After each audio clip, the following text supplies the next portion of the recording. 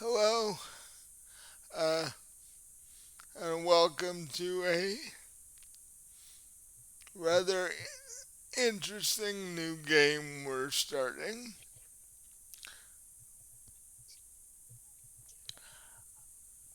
My name's Mike, and I'll be your storyteller for tonight. I decided that to give the people who watch the channel as much content as possible, that on the nights that for whatever reason we couldn't run Fallen Dragons, that Robin and I would start a one-on-one Vampire the Requiem game. Um, eh, Being one-on-one, it's going to be a little different because that's not the normal case. And we are both just starting to learn Vampire. So please bear with us as we trudge our way through the rules and all that.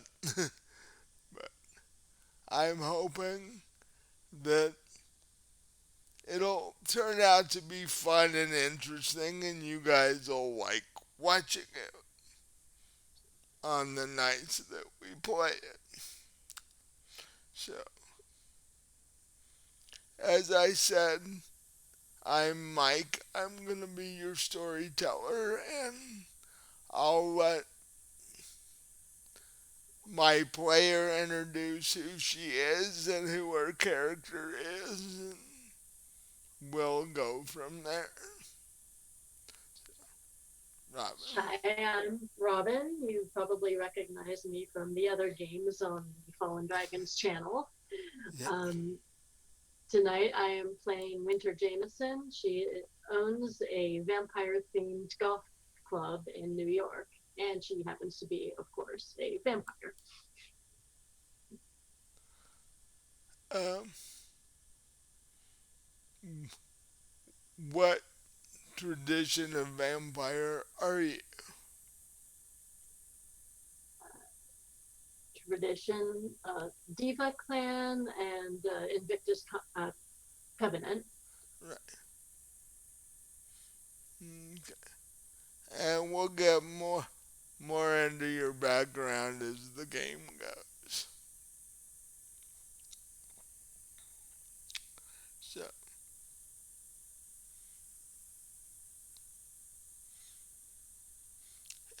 it's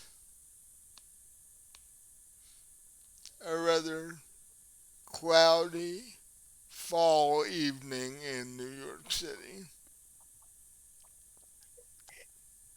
It's late September, so things are just starting to get chilly. You see people walking this round in the streets wearing jackets and such.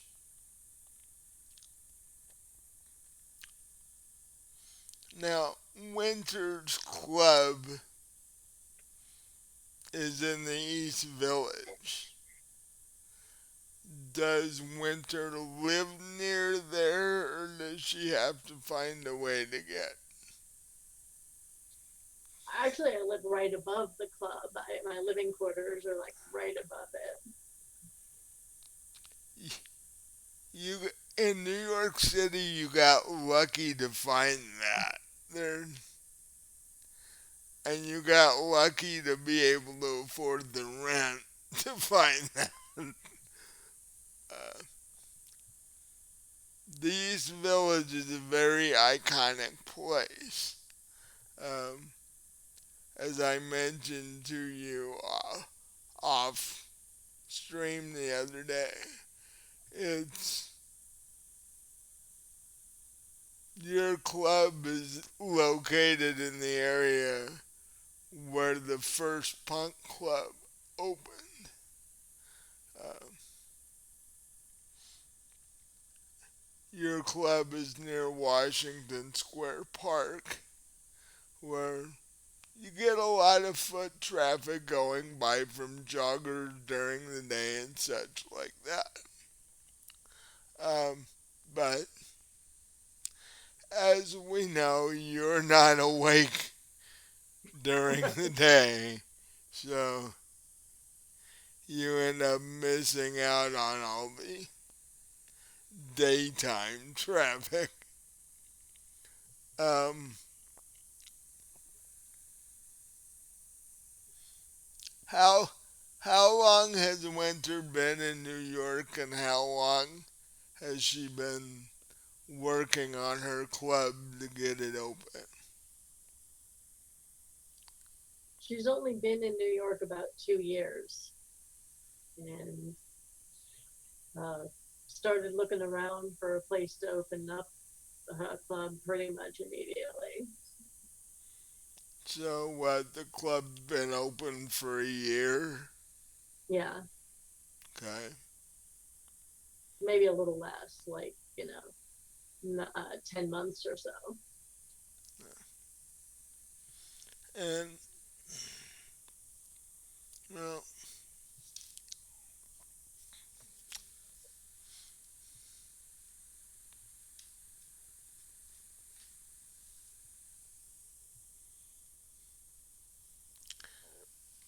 as evening rolls around and um, darkness starts to fall, you start to stir in your small apartment above your club. What does your apartment look like? I mean, it's pretty minimalist since, like you said, I'm not up during the day, so I don't need a lot of decorations or anything. No need really for kitchen because don't cook. You know, it's pretty empty, And yes, I do sleep in a traditional coffin just because, you know. So where is her coffin located in your apartment? In the bedroom. Oh, you actually put it in the bedroom. Okay. Well, yeah, I mean, if I invite people over, I don't want them to freak out. I don't want it in the middle of the living room. That would probably scare guests away. This is true. So, do you have, I assume since you have guests occasionally, you do have like a full kitchen, Yeah, but you don't, don't use it much, but yeah, yeah. yeah, a kitchen, have the couch and everything in the living room. So it pretty much looks like a normal small apartment space until you walk into the bedroom. Right. Um, okay. Well, as it starts getting darker, you start to wake up inside your coffin. Um, the one downside to sleeping like this is every night you wake up kind of stiff, and it takes you a few minutes to stretch and get your joints to moving again. And you push open the lid to your coffin after a few minutes and climb out. Uh, and you're now standing in your bedroom I would say it's approaching 7 or so. What time did your club open? 9. So you have 2 hours to get ready and get downstairs to set things up for your for your club to open. So how does your getting ready for work sequence go?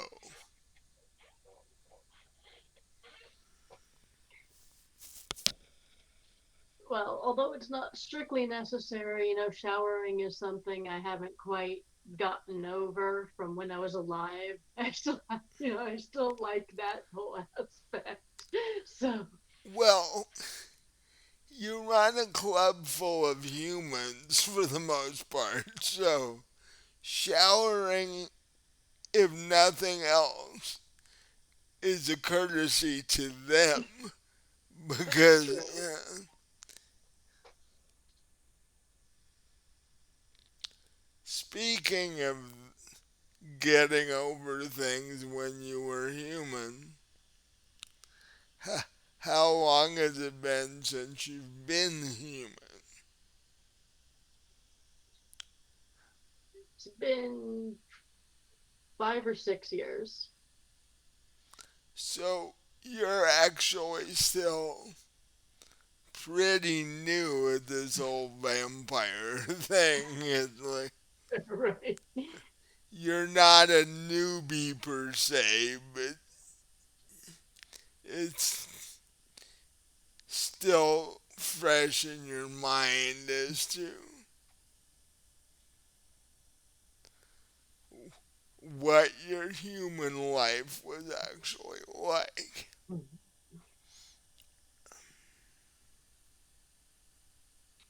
So, in your kitchen, I'm assuming you have a refrigerator. Yeah. It's even plugged in and everything. Again, if I have guests over, I want to be able to. I probably even have, some food in there in case I have anyone over, some stuff I can offer them. Well, I was going to say if we were to open your refrigerator, what would be in it right now? Or who, for that matter. I mean, there might be a few Tupperware containers that, if you lifted the lid, there'd be something red in there that you wouldn't want to, ask too many questions about. But,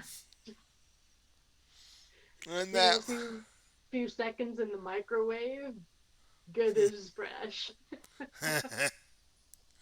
well, it's not like it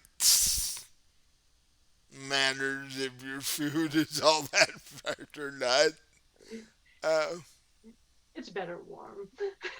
I, I imagine it would be, but you could eat almost anything and it's not going to like make you sick like it would an actual human. So it doesn't matter either way as far as that goes. Um, which brings us to a question. What are your normal feeding habits?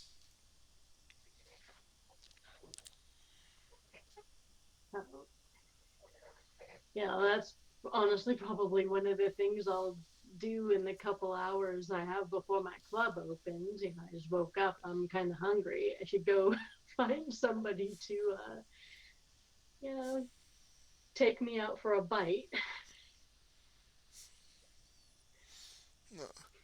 And how do you do that normally without being noticed?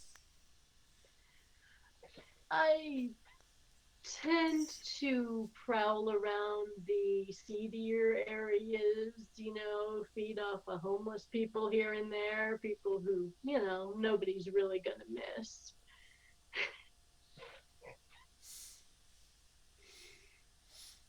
And I assume you don't feed on them enough to turn them for the No, for the most part anyway.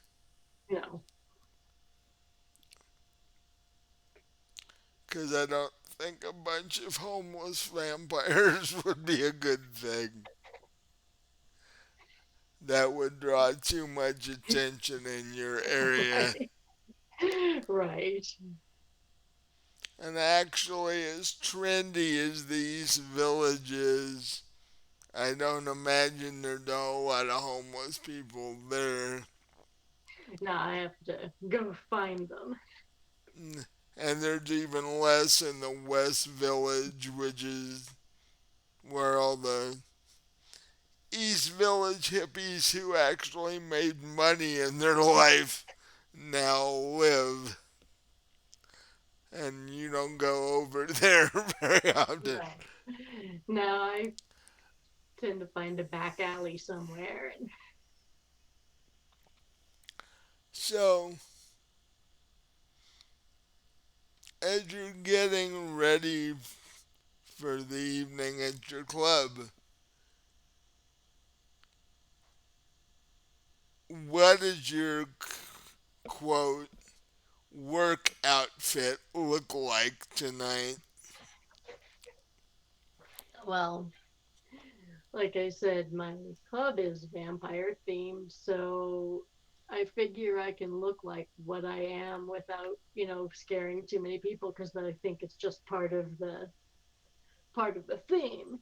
Right. So I go with leather pants, tight red sweater, bat earrings.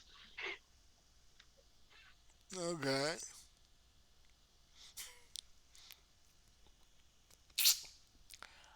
And what color is your hair currently? It is jet black, but it's dyed like fire engine red at the tips. That fits.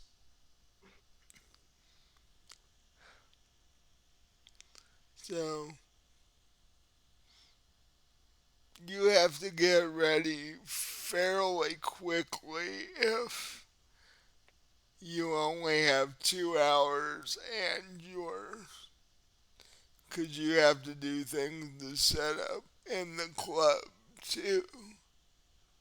And if you're going to take time to feed before that, you have to get ready fairly quickly. Right. This is the major advantage of living upstairs from your club. There's no transportation time.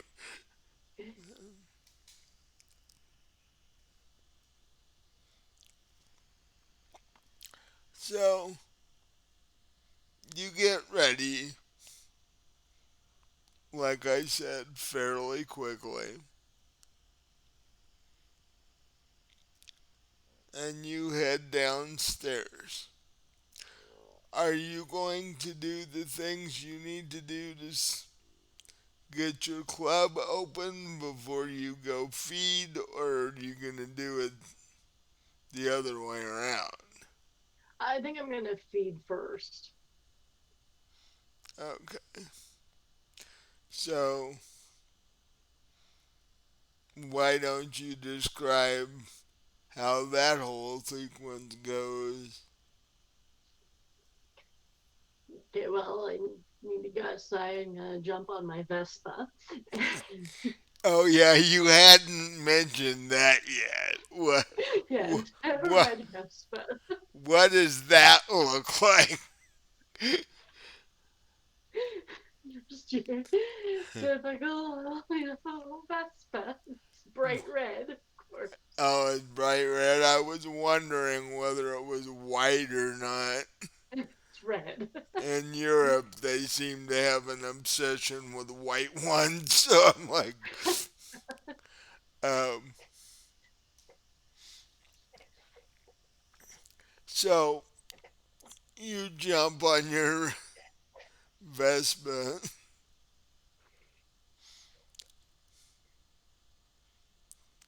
The thing about New York is it's similar to any other big city, Chicago, uh, LA. They claim that there's a rush hour, but in reality, traffic never stops. Right, it's all rush hour. Right, yeah. So you're making your way through the cars and, where are you headed? I'm headed to one of the areas where I'm likely to find, people sleeping in a back alley somewhere. No. Well, you'd have to leave the Greenwich Village area Yeah. pretty much completely to find that. And honestly, you can pretty much find that at the first bus stop you come to. It's like, um, or the first 7-Eleven you happen to pass.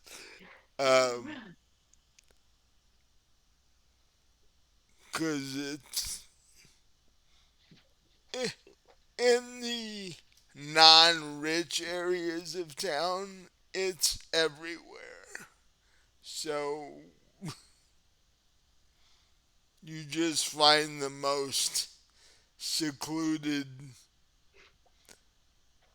one you can find, or Yeah, I tend to prowl in like the, dark alleys, but behind shops, but alleyways between you two know, places, that kind of thing. Around dumpsters, usually find some people, right. hanging out back there. So okay, you're able to find an alley next to a mom and pop neighborhood grocery store just outside of Greenwich Village. Um,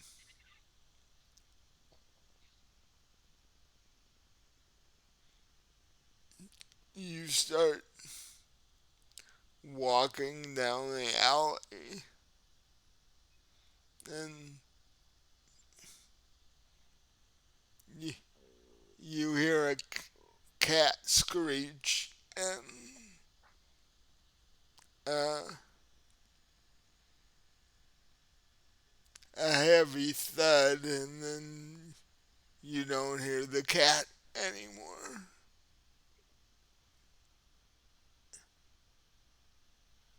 And as you move through the alley toward where in the direction of where the cat noise came from,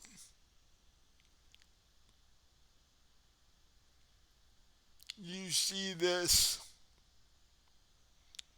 fairly large man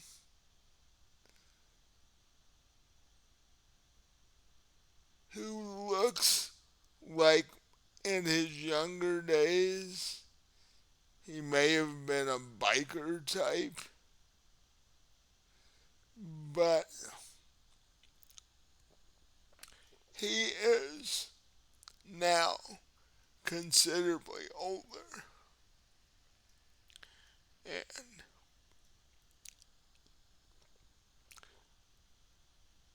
as you move up on him, you see that in one hand he's holding the cat, and in the other hand he's holding a pipe, which you quickly deduce that the cat annoyed him and he decided to get rid of the cat. Um, he may have woke him up from a nap or whatever. But so, what do you do as you're getting closer to this person holding a cat and holding a pipe and a dead cat? Is he facing away from me with his back to me? Yeah, he doesn't. He doesn't see you. He doesn't know you're there. Alright. I will rush him from behind and try to push him up against the wall. Um, you're you're gonna have to turn him to do that because he's facing the other open end of the alley. Okay. Okay, I will try to do that.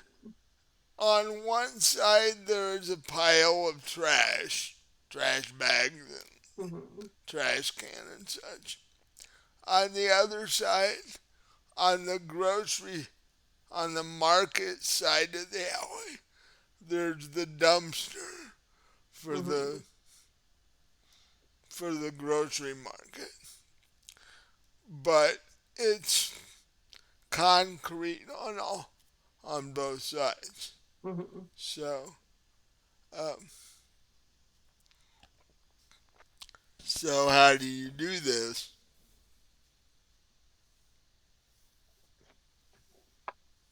I'll run up, grab him, turn him, and shove him in one move.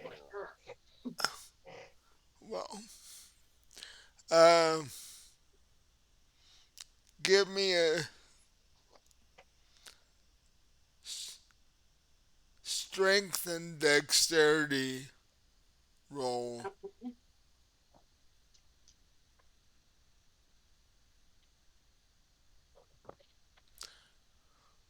Ooh, that's not good.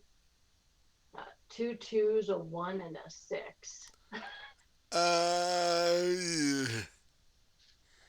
you you fail at this. Yeah, apparently so. Um,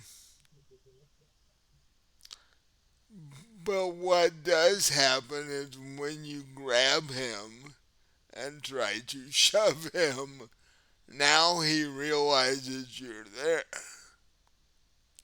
And he drops the cat, but he doesn't drop the crowbar or pipe, excuse me. Um, and he turns on you, and we now have an initiative problem. So give me an initiative roll. How do I do that? Initiative is 10 plus your modifier. Okay, so I roll 110 and add the modifier to whatever I get. Right. Okay. Okay. 7. So, how did,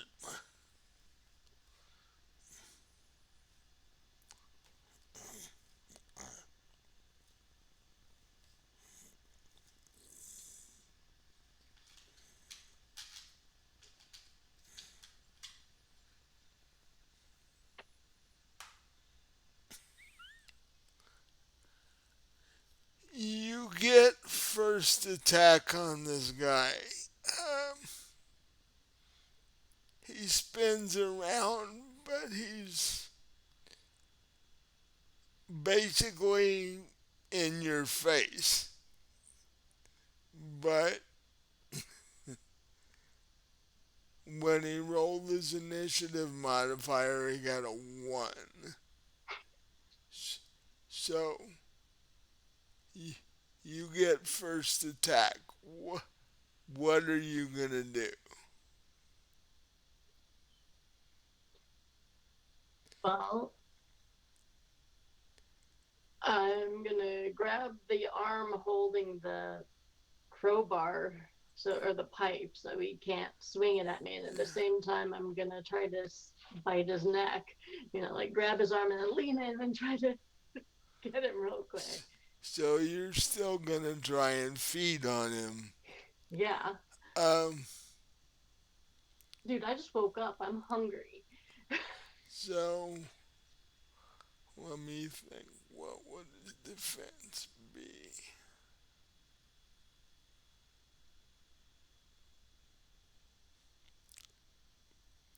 Okay.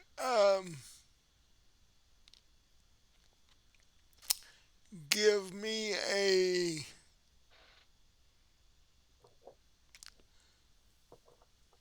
strength, strength, dexterity, and vigor roll. Strength, dexterity, 2, 4, and vigor. Because you need dexterity to be able to. Your strength and vigor will hold the pipe, but you have to have the dexterity to make the move at the same time. Okay. Okay, so 9, 7, 2, 3, and 6. You got one success out of that. Yeah. His defenses were 3, Mm. so you did not succeed at that either. Yeah. Um,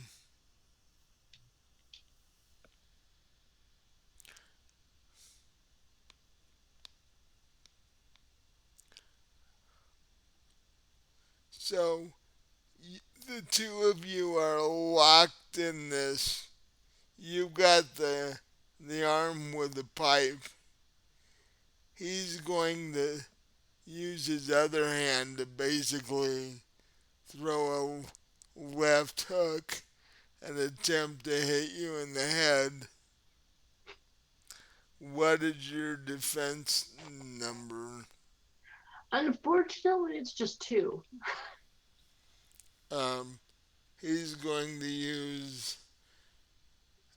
strength and dexterity and attempt to hit you.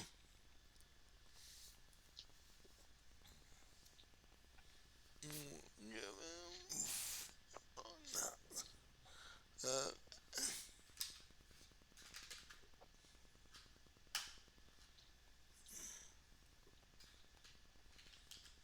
you said your defense is 2, Yeah.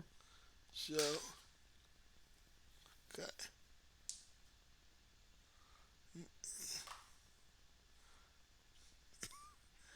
He rolls two 2 8s, which means he gets um, 2 successes. So he actually is able to pull his left hand back and punch you in the side of the head. Um, it does 2 points of bashing damage, which you sort of it's there, but you sort of shake it off. Do, Vampires don't. Um, do I need to mark off 2 of the health? yeah, Or okay. yeah, With one line across each. right. A Okay. Got that. diagonal line across 2 boxes. Um, but you can take a lot of bashing damage. Vampires pretty much ignore bashing damage. Um, but it's your turn again because you're still struggling with him with the pipe. You you've got one free hand, and so does he. 'Cause-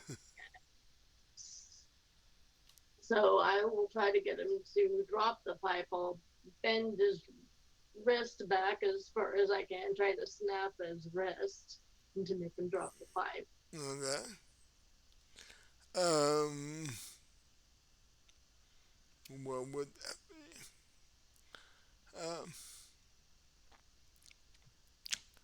That would be a dexterity and vigor roll. How, how, what's your dice pool for that? 3. Okay.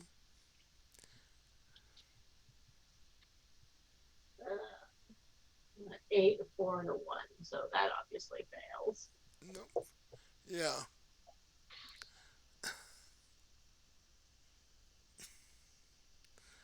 Um, he's gonna do what he did the first time. He's hoping that if he punches you in the head enough, you'll let go.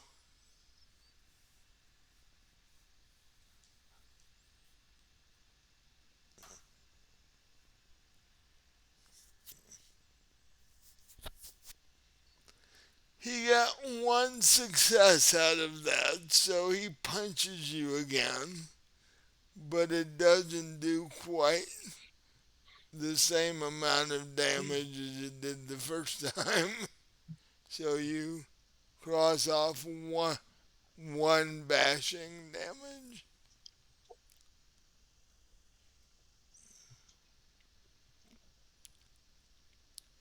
So next round, Well, at this point, I'm beginning to see the futility of this, and I'm sort of on a time constraint. So I'm going to let go of him. I'm going to grab the dead cat, and I'm going to run out of the alley, jump back on my Vespa, and eat the cat as I'm heading out. Because, well, at least I've got something.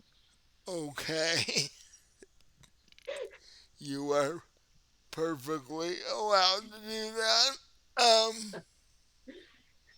The guy is standing there like this alcohol is getting to me.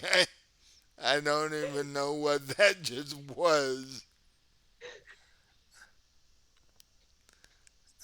So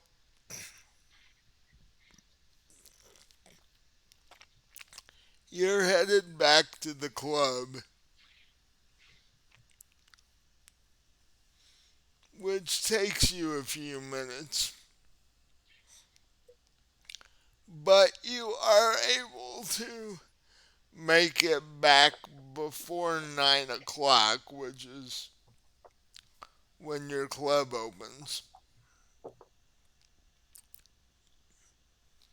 Um,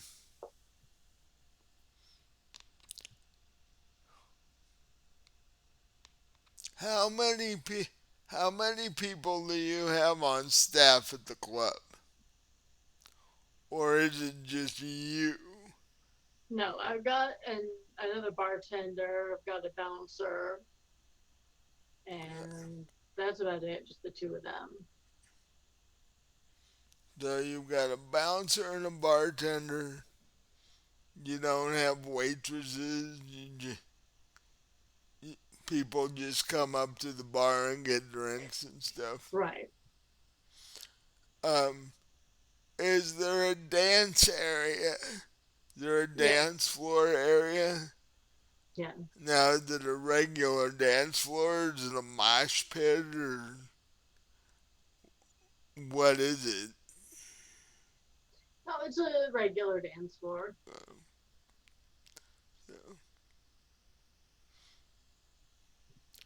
Um, 9 o'clock comes around, and by then you have everything set up. Um, describe your bouncer and your bartender. Are are you guys friends or they just employees or how did that work? The bouncer is just an employee. The bartender is also a vampire and someone that I'm sort of dating. Sort of. Okay. Bouncer's a human, but yeah, the bartender's a vampire. Hmm. For each of them, male, female. Bartender's female, bouncer's male. Okay.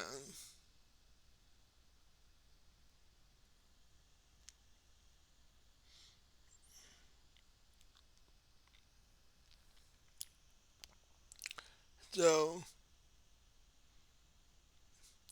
um, the bartender has the bar set up as necessary, and the bouncer just standing in front of the front door.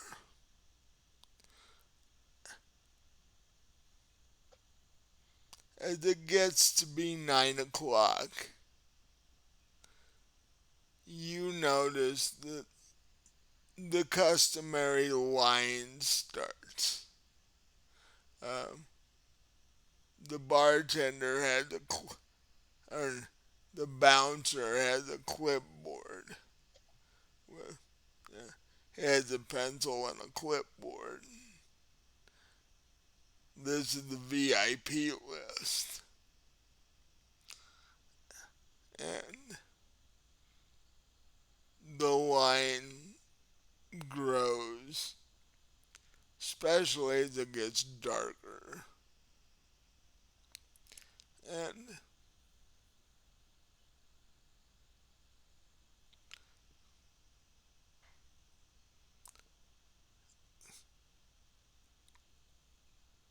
the bouncer starts letting people in a little at a time.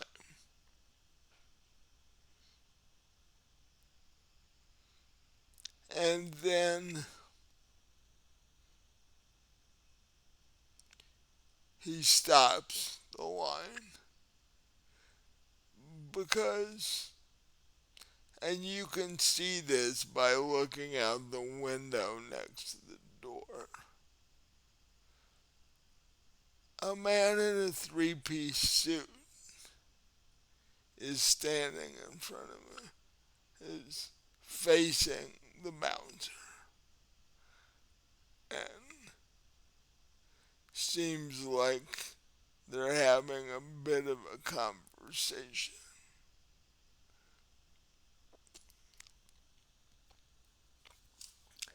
And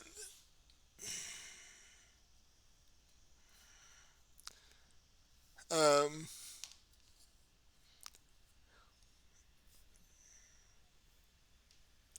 you see your bouncer.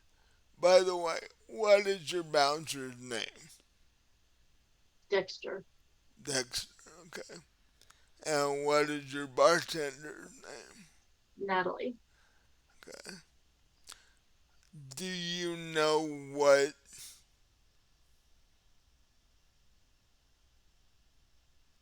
tradition of Vampire Natalie is? No, Or I've never asked her. or how long have you and Natalie been sort of dating? Very recent, about 3 months. Okay. Um,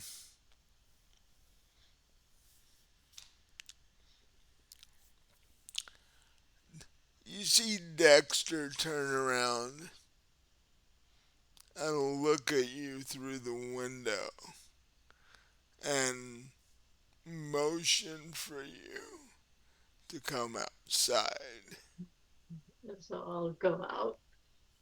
And I'll ask, is there anything I can do for you? I'll ask the guy in the three-piece suit that.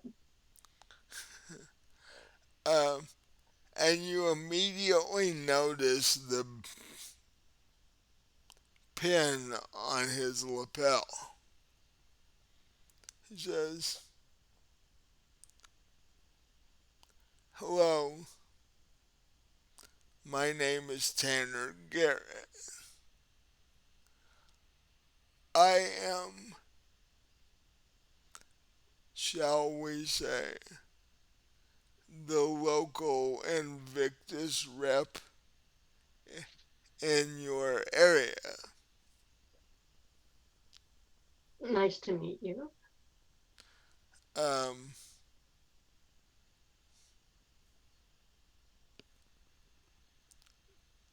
please let me know if I'm wrong, but according to my notes, your name is Winter Jameson, and That's correct, yes. are you the owner of this I club? am. This is my club. Um,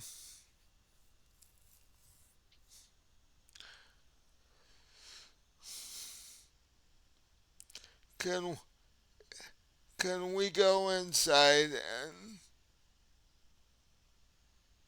have a conversation?"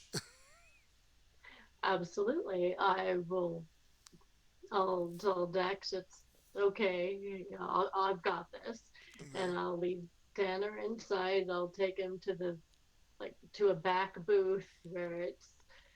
I mean, I would say quiet, but not really because there's music and everything. But where we at least have some privacy.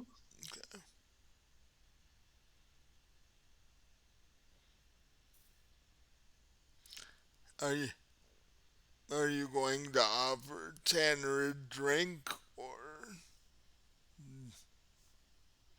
what?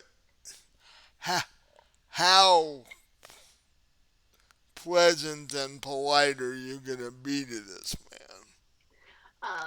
Professional, just very professional. Like, Okay. So,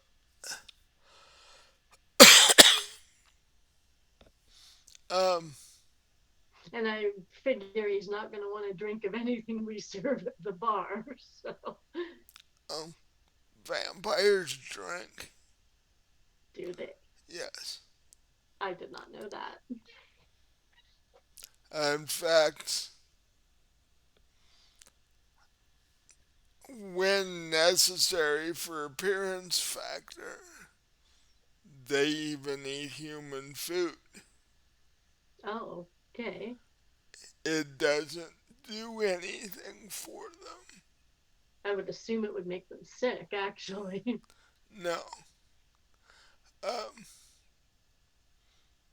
but, you know, if they're trying to blend in with a group, they can do Oh, okay. Well, knowing that, then yes, I'll ask him if he wants anything, on the house, of course, and I'll let Natalie know that that's the case. that. He, he smiles slightly and says,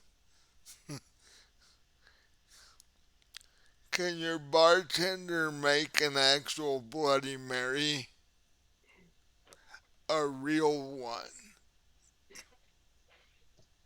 I'm assuming I know what that means. Does Natalie keep a supply of blood behind the bar? Well, yeah, for her and myself, of Okay. course. Eh, and as this is your uh, covenant rep, you know, you want to treat him properly. Mhm. So, um, so you have Natalie make him a Bloody Mary minus the celery. He's like, "I'm not into vegetables." Uh, and she brings it over. What does Natalie look like? She's uh, pretty tall. She's like almost 6 feet, but not. She's like 5'9". But for a woman, she's pretty tall. Okay. Uh, Dark brown skin, black hair, gorgeous. I mean, she could be a model. Uh, Maybe she was when she was alive. I don't know. so would you say when she was turned, she was like in her mid to late 20s or? She was probably in her early 20s, like 23, Oh, 22, okay. 23. So she comes over and sets the drink in front of him. Uh, says if there's anything else, just I'll be at the bar. And turns and heads back to the bar.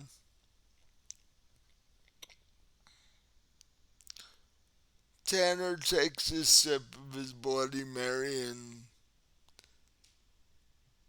nods approvingly. Says, the reason I've come to talk to you is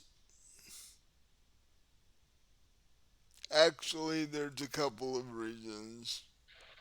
One is to introduce myself, and two, um, I don't know if you've noticed. Do you take the subway at all? Only when I really need to. It's something I try to avoid. I, seeing your vehicle outside, I sort of guessed that. Um, we've had a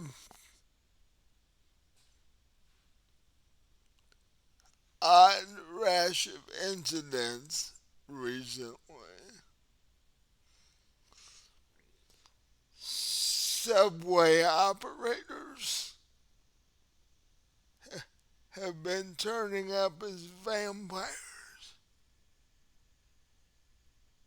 and that's not normal. At least the Invictus do not feed on subway operators because that would cause it's too easy to be seen doing that in a Yeah, I subway. was just going to say that sounds a little too public. Yes. Um, there's been four so far in the last 2 weeks. And you have no idea who's doing this? Actually, we think we do, but, and that's the reason I'm here, because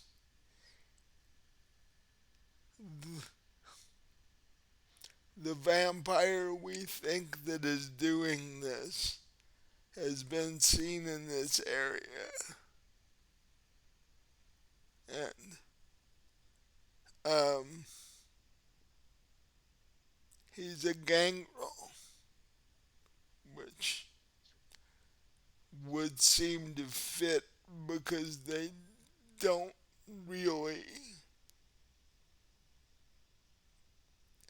um, how can I put this politely, have quite as much self control Hmm. as other clans might. Um, and we were wondering if he had been a patron in your club or not. I do see a lot of people in here. I would say probably 90%, even 95% of my patrons are human, mortals. Yeah. It's just that we could uh, very easily envision him trying to fit into this sort of crowd that would patronize your club. Uh, do you see him in here now? Point him out to me if you do. Well, we have a description. Um, I didn't see him when I came in, but I wa- I also wasn't looking at the line behind me. Eh, And by now, the line is actually fairly long and the place is starting to fill up. Um, So I'll tell him if he wants to give me a description or if he has a. Uh, no, he wouldn't have a photograph. Vampires don't no. have a photograph. If he wants to give me a description, I will keep an eye out for sure. Oh, as a point in Requiem, you can show up on a photograph, but the image is blurry.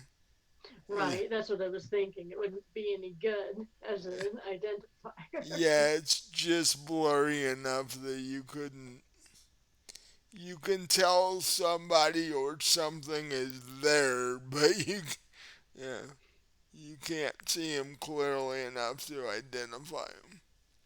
Does that go for like security video cameras as well? Would vampires Yeah, be blurry on that? Yeah. humans would show up normally, but you'd Mm-hmm. see this human size looking blur if they were standing next to somebody. Um, most humans see it as a glitch. They they're like, oh, that must be a camera issue, but it's not. um,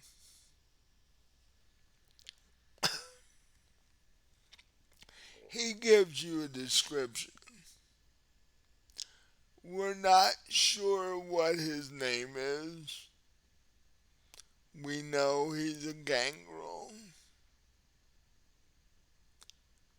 and we also know that he's been seen coming and going from the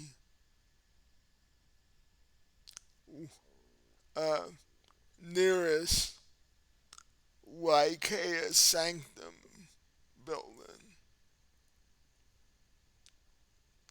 which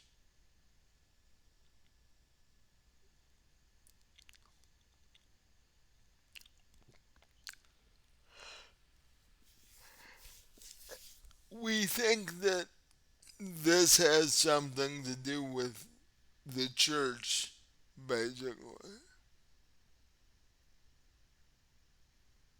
What they need with subway drivers, I have no idea, but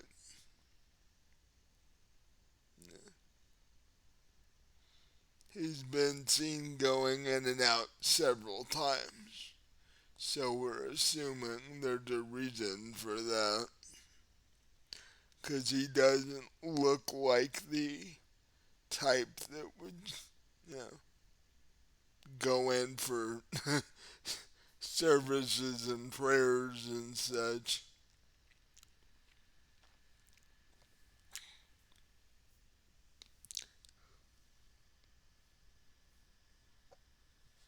He says he's about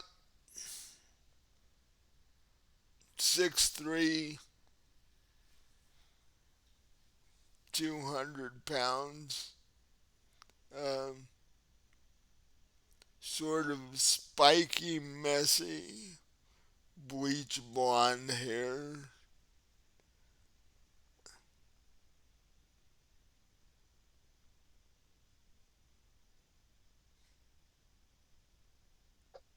Mm, Tattoo on each arm.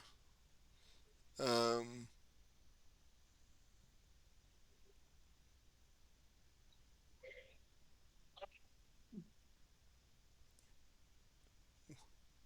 Wears one of those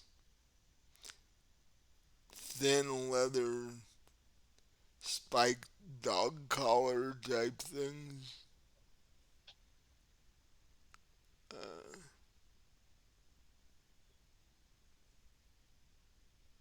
which fits for a gangrel. Yeah, it sounds like he'd fit in with my clientele too. I'm not surprised you would suspect that he comes in here sometimes. Uh, wouldn't fit in a sanctum building really, but one never knows.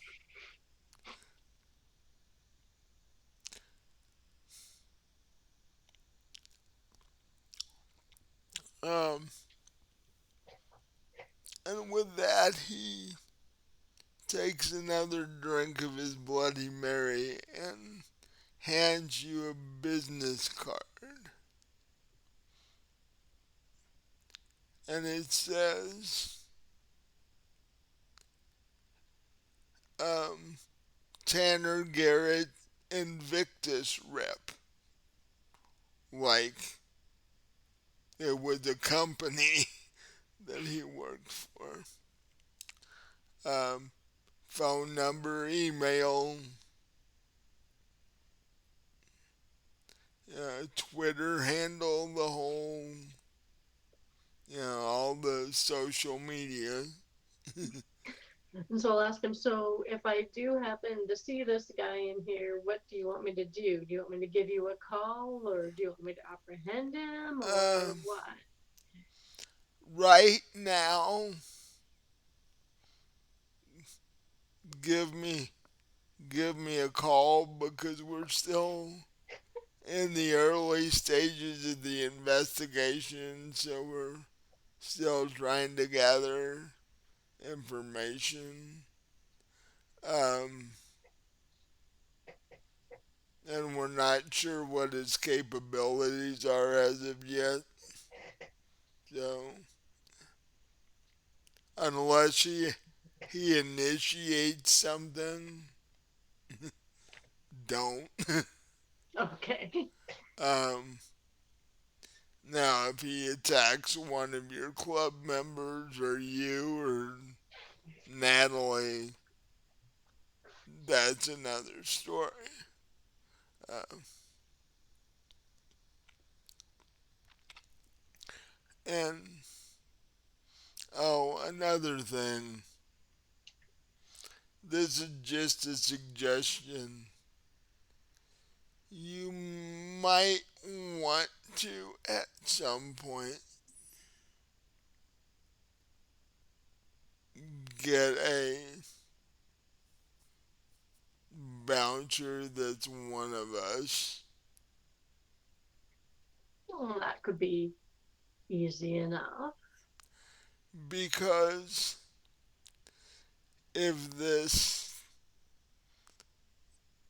gangrel we're looking for were to attack your human bartender,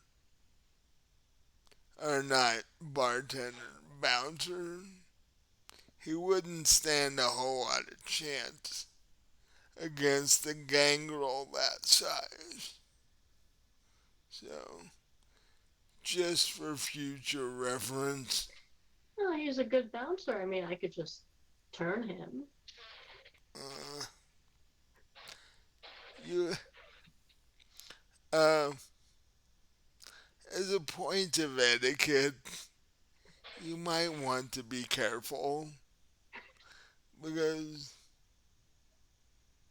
you start turning too many, and not only are the other clans in the area going to notice, but the humans will notice.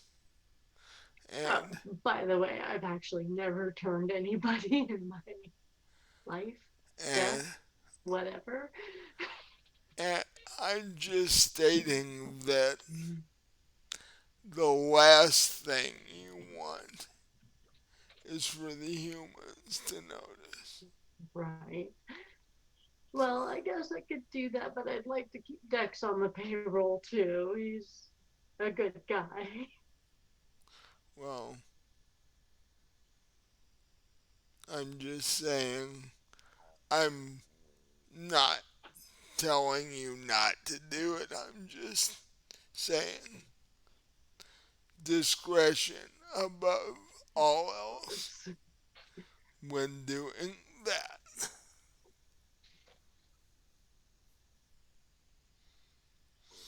And since you have a vampire bartender, having a vampire bouncer would just sort of fit, if Yeah. you know what I mean. Um, you have my contact information. If anything comes up, you can contact me. For that matter, if you need anything from the Invictus, all you have to do is contact Okay. me. And uh, based on this description, no, I don't think I've seen this guy in here. But like I said, I'll keep my eyes open Yeah. and I'll let you know if I do. And, you know, when I'm in the area, I'll pop by and check on things and make sure the club is doing okay and that the humans aren't getting too suspicious about whatever happens to be going on. Because goth people may think they're into that whole thing, but if reality were to occur, Right. they wouldn't be quote into it quite as much as they think. Although with me that was the case. I mean, you know, I'm living the dream now. Well, As far as the bounce is concerned, was there someone you had in mind, or do you have any idea of how I can go about searching for vampires? I can't exactly put an ad in the paper, you well, know. that is what that would be one thing that I could do for you. Now that we've met, there are advantages to being connected to the Invictus. We tend to be more the business type, finance type. Uh,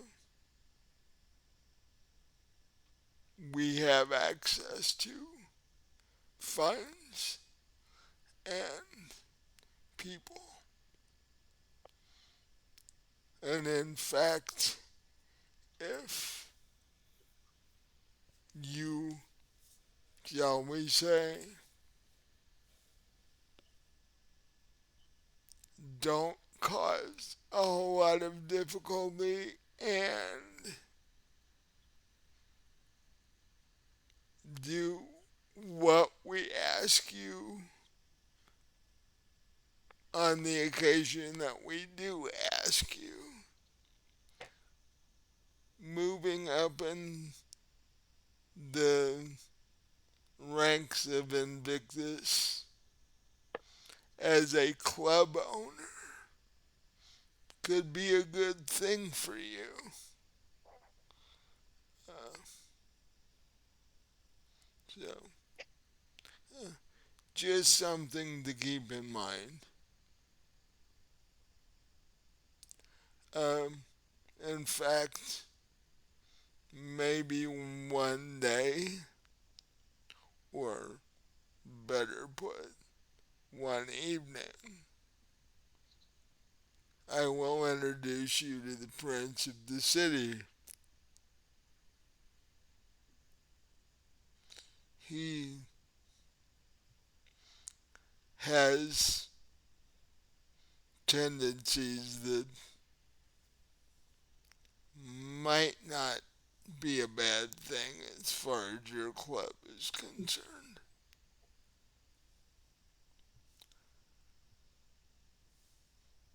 He does it privately, however. So, but if things go well, introductions can be made. Um, as far as Dexter is concerned, if you really want to keep him on the payroll, you know, invite him up. Oh, I meant as well as I meant have two bouncers. Ah, well, yes, if the club gets well known and you get really busy, And if I have to, I can just have him wait tables. this is true. That's just I don't want to fire him. That's all. Well, yes. Um, he leans over the table and goes, "You could make a ghoul out of him." Uh, a what? A ghoul?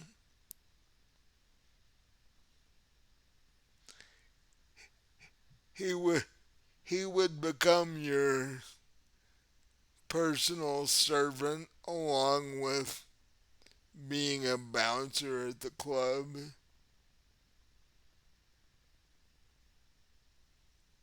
which has feeding advantages. Uh, that actually has some appeal to it, considering I had to settle for cat blood this evening. No, no, you have to fix that. Yeah.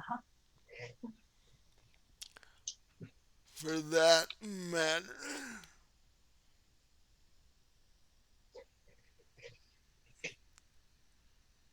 Natalie is available. You you should have requested. You should have checked to have seen if Natalie would allow it. Because given the choice between a cat and that, you always need a backup plan. Yes. I don't really like fur in my teeth.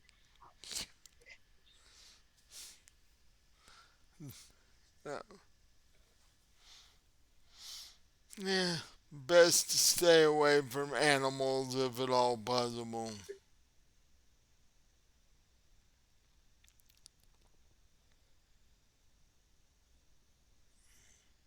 So, He finishes his drink and stands up and extends a hand.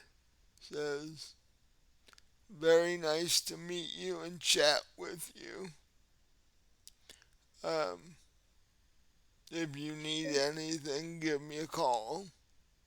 It was nice Yeah, to meet you too. It's always nice to meet others in the area. well, see, that is something that I can assist with now that I've met you. Get you in touch with other Invictus members. And, you know, we have get togethers and parties and such. Okay, so that might be helpful for finding a less human bouncer. Um, what are the hours of your club? In fact, do you have a business card to give him for the club? Yeah, I'll go up to the. I keep them behind the bar, so I'll go up and grab one. And the hours are 9 to 3:30. So 9 to 3:30. Okay. Is that 7 days a week or? yeah, 7 days a week. Okay. Well, um, somewhere in the future, you might want to hire a manager in case you want to come to an Invictus party instead of be at the club. Something to keep in mind. Oh, something else to keep in mind. If you are at some point into the future introduced to the prince of the city, Mr. Vale, and he ever asks you to do anything for him, Say yes. exactly. He he is not a person. Cornelius Vale is not a person that anyone says no to. I will keep that in mind. Because if they do make such a silly error, you don't see them again. Okay. Just the heads up.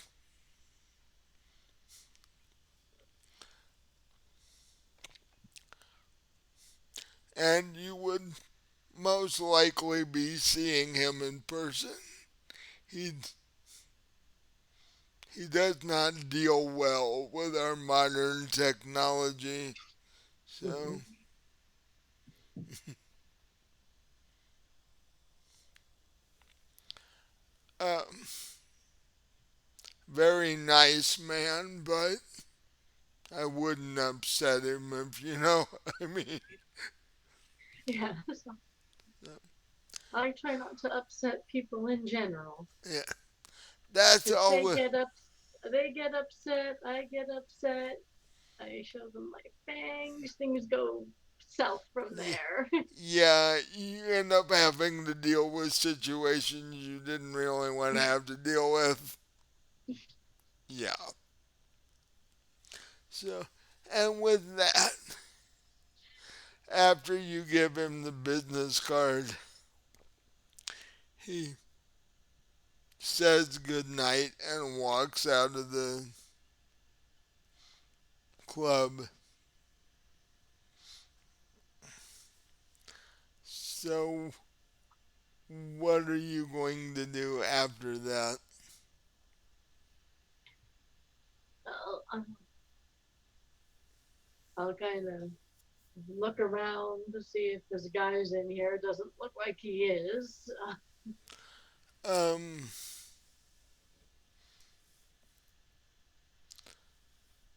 eh, at current, it doesn't. Um,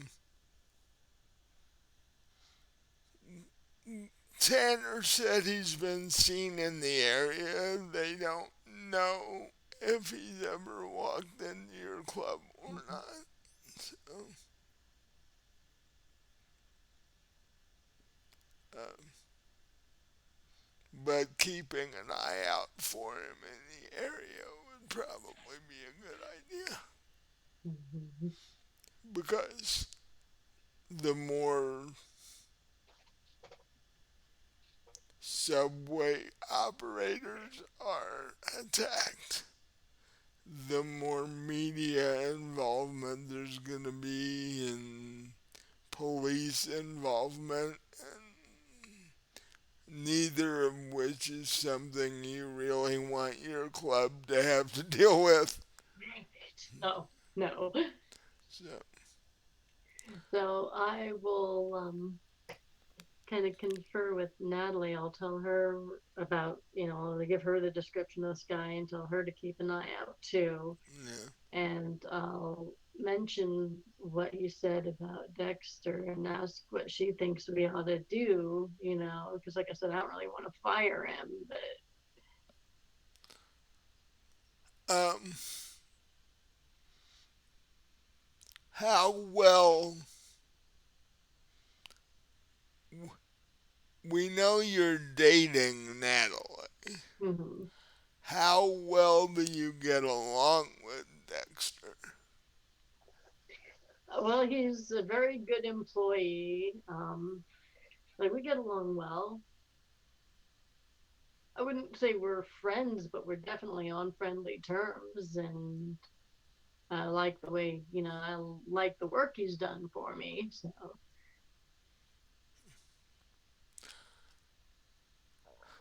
If you had to describe Dexter, what does Dexter look like? he's, he's not super tall, but he's like stocky. He's like a bouncer type, definitely. Um, You said Natalie was 5'9". Is Dexter mhm. taller than Natalie?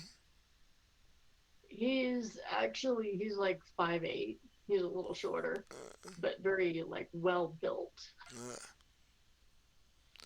yeah. Um, He works out. well, of course, everybody and their mother works out today. Especially if you're working as a Yeah. bouncer. Yeah, you're working in the East Village of New York at night as a bouncer, yeah. Right, you can't be like twig thin Right. and weigh 90 pounds. That would be bad. Unless you have a Desert Eagle 50 caliber on your belt, no. Uh, which I wouldn't be surprised. The bus drivers in New York carry guns, so I wouldn't be surprised. Um,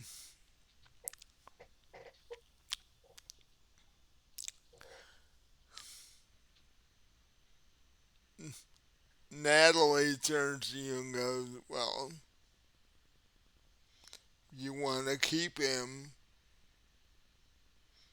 and Mr. Garrett said it's okay.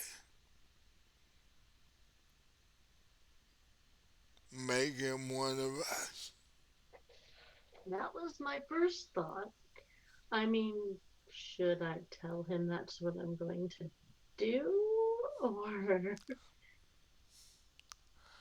I, I've never turned anyone before. Natalie's surprised. She's like, you gotta be kidding. No, You've been a vampire for how long? About 5.5 years. And you've never turned anybody? No, I've killed a few people, but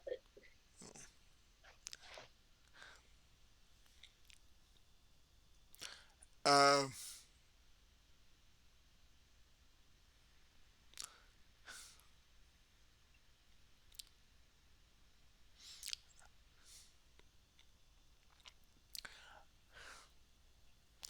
quick content warning. I should have said this at the beginning. Um, this is an adult program. Uh, there is going to be at least inferred sexual themes, if not described. So, just a bit of a warning. Uh, if that's something you wish not to have to handle, uh,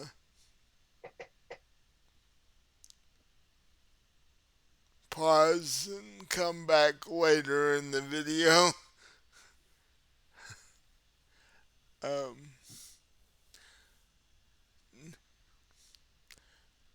and that's going to be an ongoing thing as far as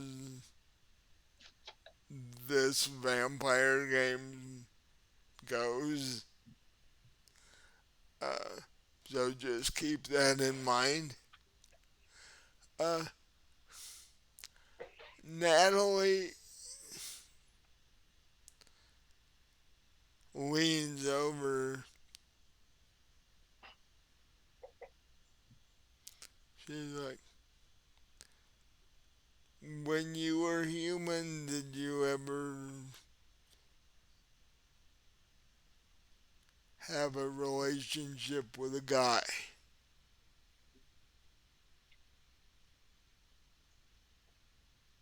tried once, but not into them. Did you ever have sex with a guy? No. Is that is that part of turning something? No, it was just an idea I had. Uh, the idea was you and I either go to your apartment or my apartment and bring Dexter and have dinner, Hmm. have drinks,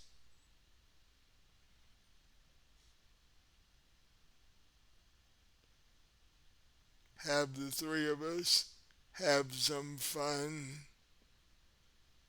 and in process,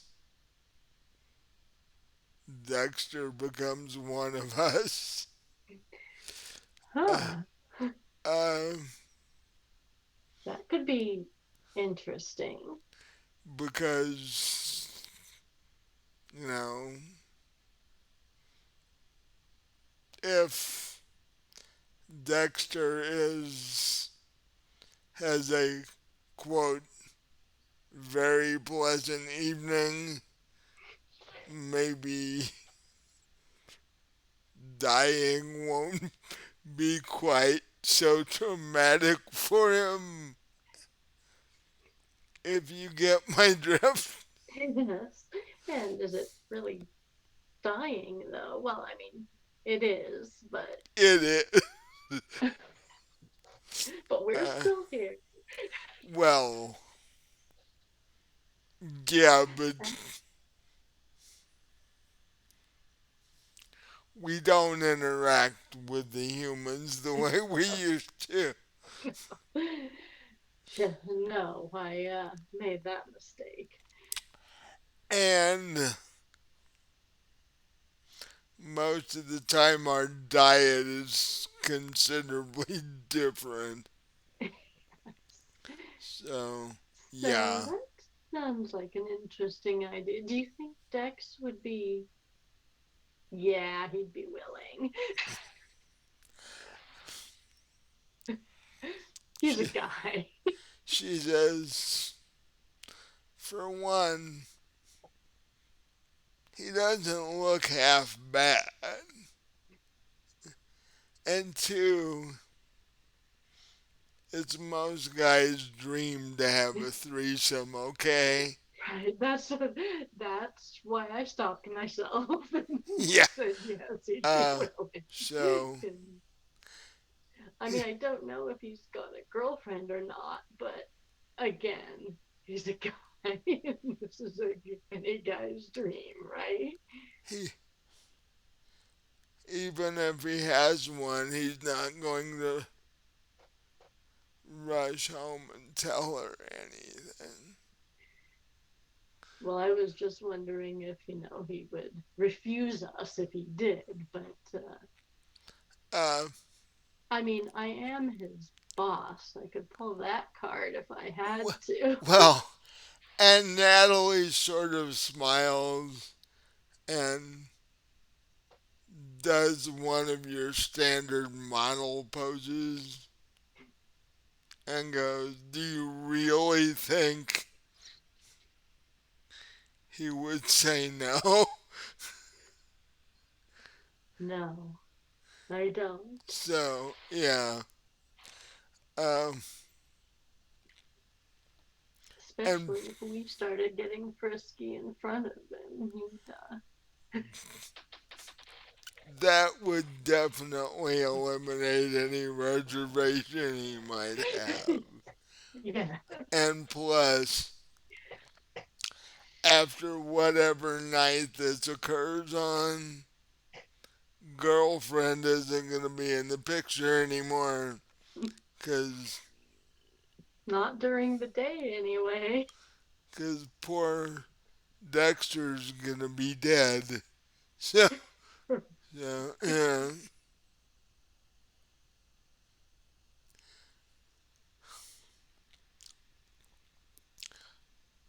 So I don't think we have to worry much about that.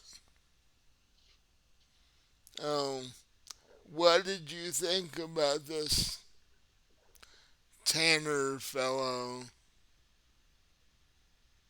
Well, I think having an in with the others around here may be a good idea. And if he can facilitate that for us, Because I heard him say something about Prince of the City. yes, you know, if things go well, whatever that means, I think it meant if I'm compliant with what Tanner wants, then he may, facilitate an introduction with the prince. Seen him once, Have you? haven't met him. Do you know anything about this whole subway drivers turning into vampires thing? Have you heard anything? Because this is the first I've heard of it. Only what I've heard on the news.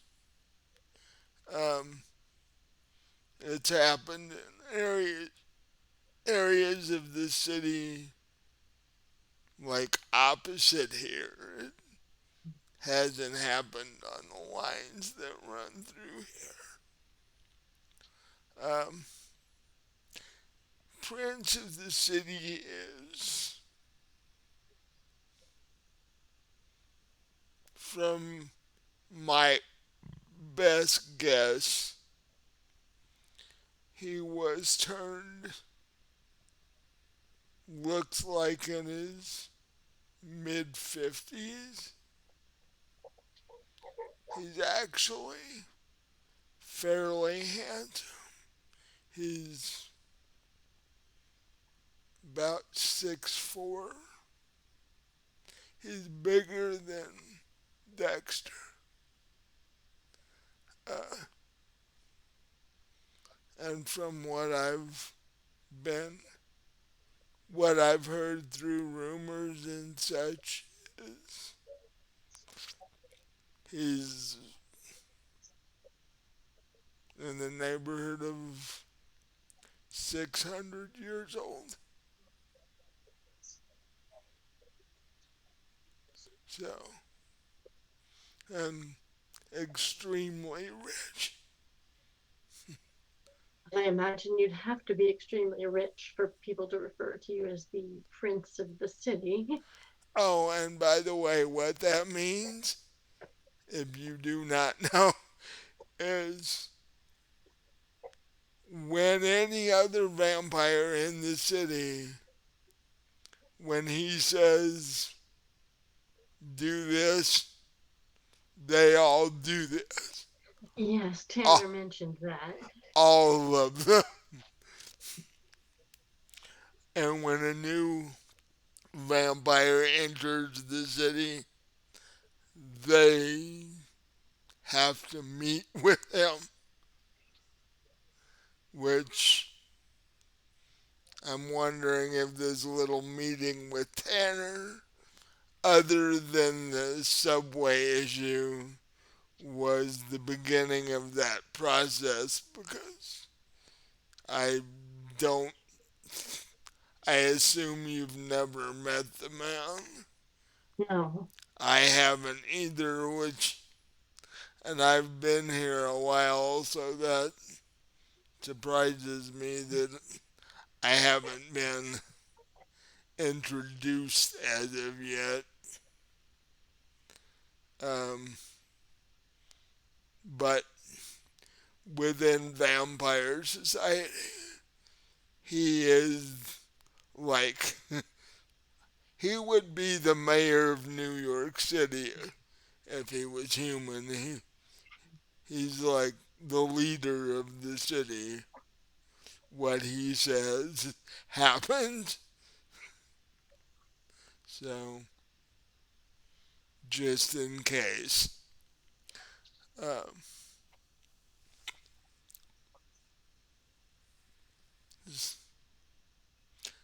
but uh, when would would you like to have this little get together with this little staff meeting, as we'll put it? Staff meeting. I like that. Yeah, Well, it would have to be after we close the club for the night. yeah.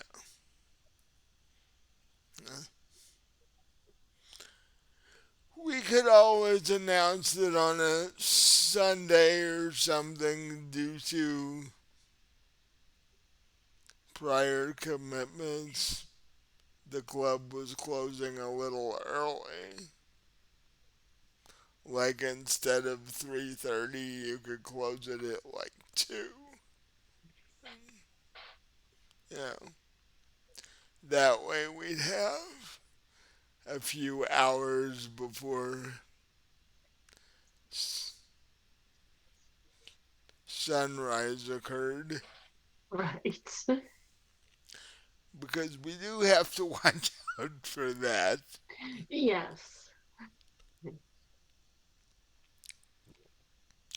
For for anybody who isn't familiar with how Requiem works,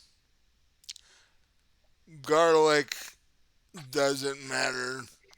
Uh, the only thing that will really kill you is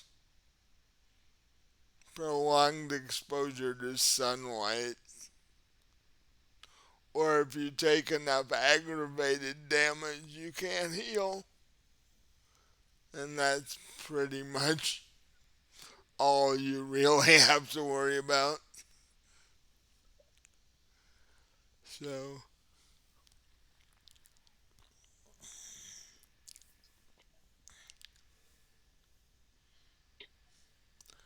um,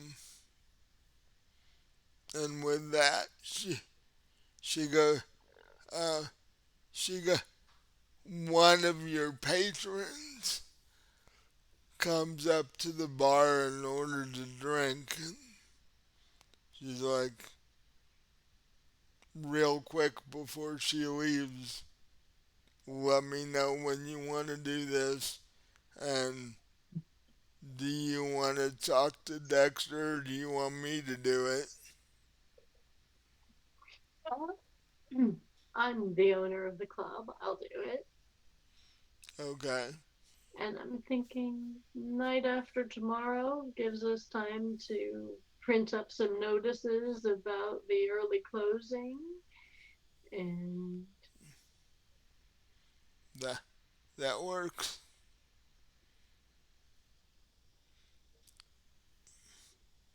And with that, she goes back to pouring drinks.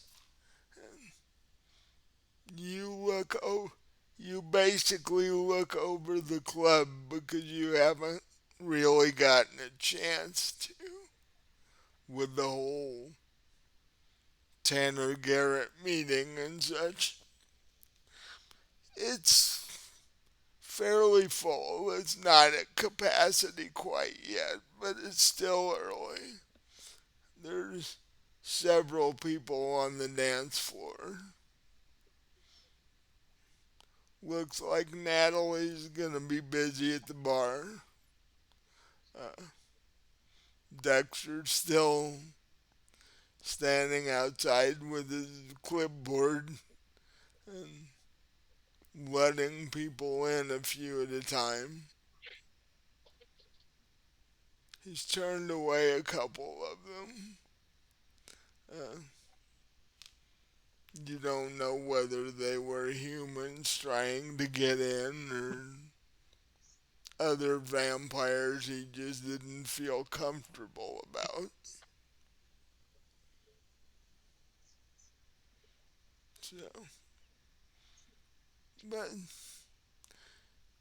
so if Sunday is night after next, this is the Friday night. So it looks like it's going to be a fairly busy Friday night so far. Um,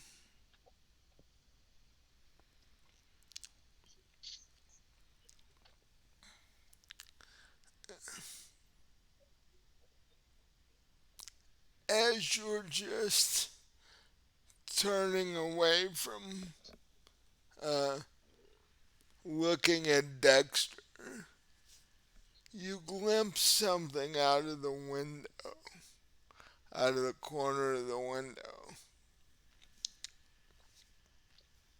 Uh, don't know what the perception skill in vampire is.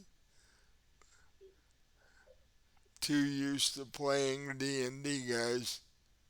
right, like I'm not sure if there's an investigation, but I don't see anything that would be like perception. I mean, intelligence or wits, maybe. Yeah, give me a well, give me an intelligence and investigation. Okay. We'll go with that. Cause wits is more streetwise sort of thing. Okay.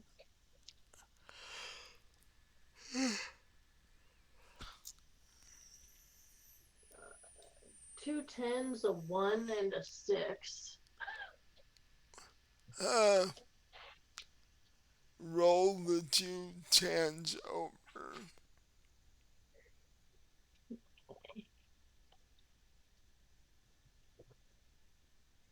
It's a five and a six.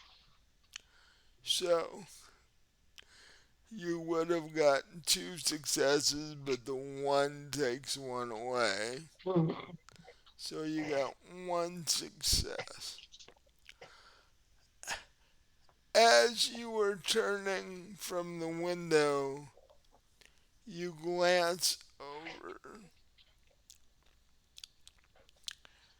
And at the back of the line, well, even behind the back of the line, sort of hanging out, trying not to really be noticed much, is this man that fits the description of the guy that Tanner told you about. Um,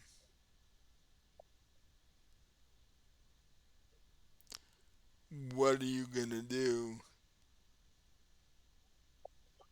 Oh, I'm going to go call Tanner. I think I'll go into the bathroom in the back where it's a little quieter from the music and less people hear me and wonder what's going on.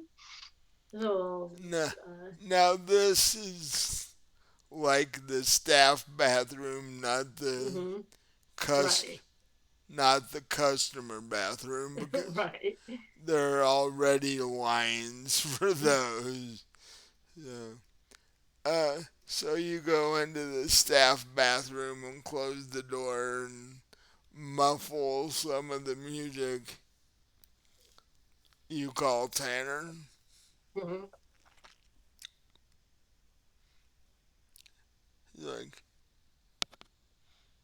hello, Miss Jameson. I wasn't expecting to hear from you quite this quickly. Yeah, that vampire you were telling me about, the gangrel, he is currently outside of my club, skulking around the back of the line to get in. Oh, okay.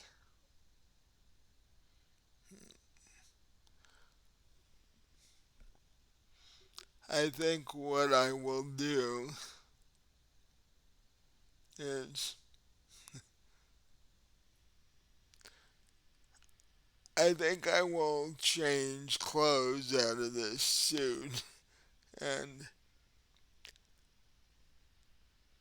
I think I will attend your club this evening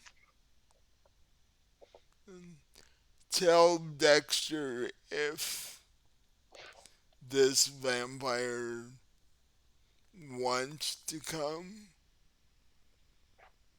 allow him in, Okay, and I will be there within the half hour. okay. I'll Uh, let him know. I just want to see what this person does. And if there becomes a problem, I will be there. Hey, great. Thank you for your cooperation, Miss Jameson. I will see you soon. Okay, see you. And he hangs up the phone. Yeah.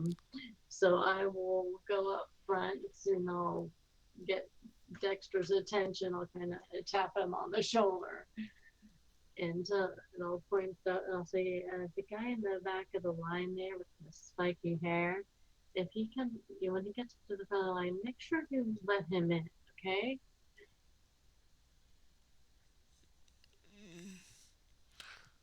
And Dexter goes, looks kind of shifty to me, but Yeah, there's someone's going to be here shortly to take, just keep an eye on him. You know, the guy that was in the three-piece suit that you were talking to earlier? yeah. He's surprised at the situation. Oh, so he was somebody important. Yes. He just looked really out of place to me in a three-piece suit. I But he did mention he was going to change his clothes, so seemed pleasant enough. I just felt kind of odd about letting him in. That's all. Uh, Well, presumably he'll look more integrated when he comes yeah, back. But one would hope, because if he doesn't, he's gonna freak your customers out. right, this isn't really the three-piece suit kind of crowd. They'll think he's a undercover cop or something, and it'll Right, be I think he's FBI. yeah and that would not be good for business in the club. But if you want me to let him in, let this guy in. If he attempts to come in, I'll let him through. Okay. So how's it going in there tonight? Looks like we are doing pretty good. It's Friday night. I expect we would, but you never know. Yeah, Nat looks pretty busy up there. Yeah. Um, she might need to order more alcohol soon. Uh, but yeah. Oh, by the way, we were talking about closing a little early on Sunday, 2 o'clock for a mandatory staff meeting. There's stuff you and Nat and I need to discuss about the club. Okay.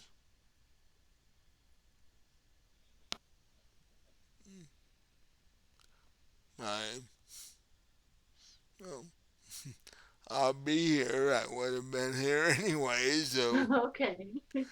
um, I'll print up some flyers so the customers know we're closing a little early that night. okay.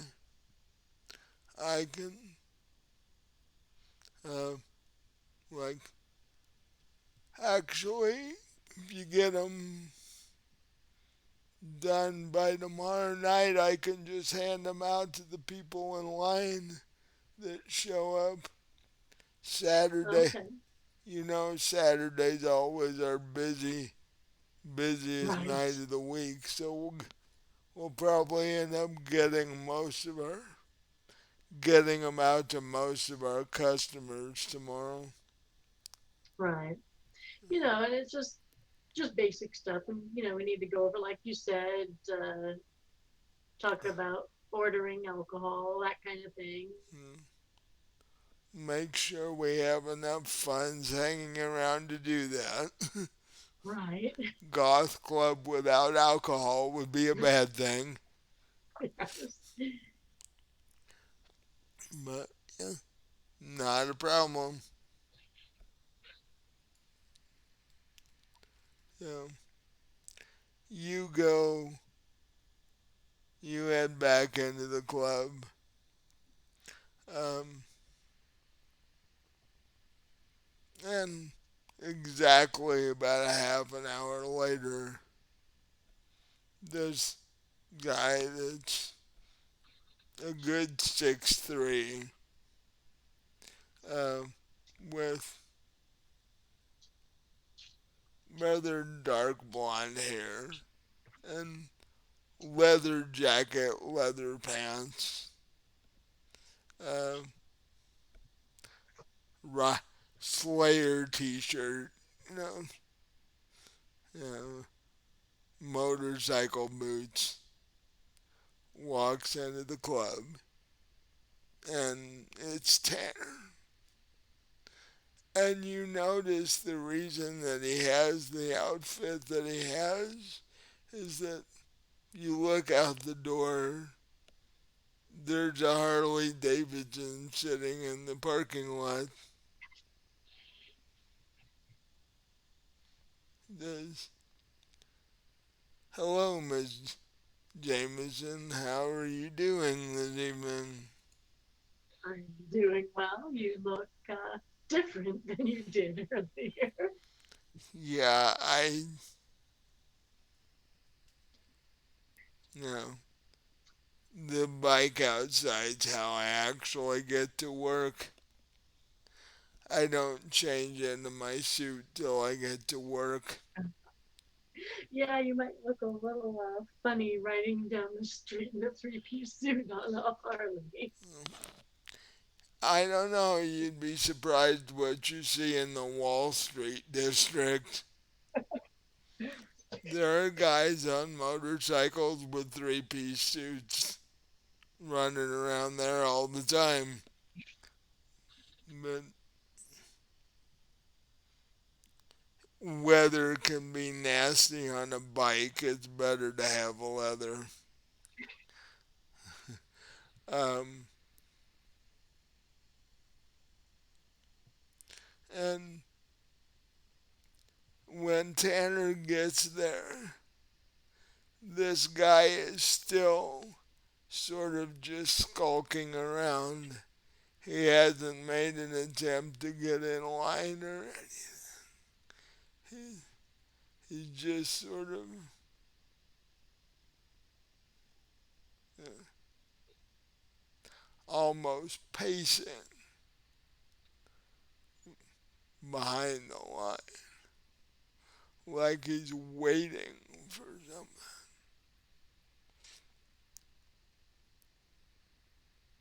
Do you point him out to Tanner at this point? I'll ask if he saw him out there when he was coming in. He says, actually, I did. Um, so that's the guy, huh? Fits your description. We still don't know his name. Uh,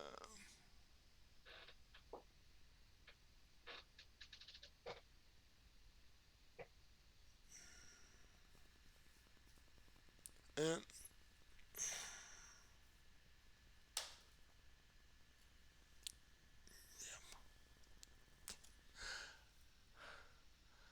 while you're discussing that,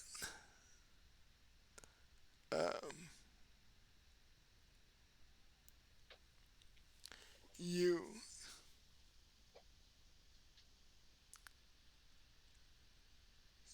you hear Natalie scream from behind the bar, and she points out the window, and this guy has literally leaped onto one the guy in the back of the line, um, and now has him pinned on the ground. And Dexter literally tosses his clipboard, runs over, and tries to pull this dude off the guy. But with one arm,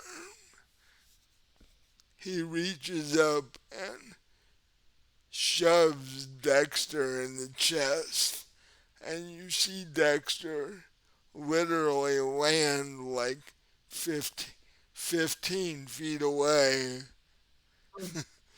And he lands and yeah, he doesn't hit his head, but you can see him where he landed pretty hard. He shakes his head a little bit and is trying to get back up, but you can tell in his human form that he would be, even the size he is, he would be no match for this. Yeah, the gangrel could just tear him apart if he wanted, like he's proceeding to do with this poor schmuck at the back of the line who didn't see him coming. So, what are you gonna do? I'll tell Nat to hand me the shotgun that's under the bar, and I'll run out there with it. So you walk out, shotgun in hand. Uh, Tanner's like, no, no, no. Well, you're not gonna kill him, but you really don't want to do this out in the parking lot of your club. I'm not gonna shoot him, I'm just gonna threaten him with it.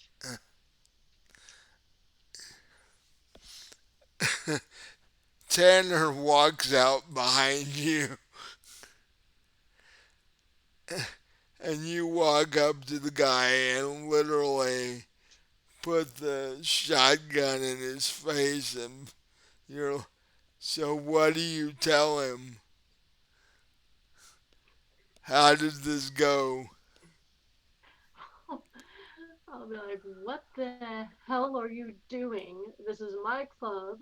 You need to get out of here.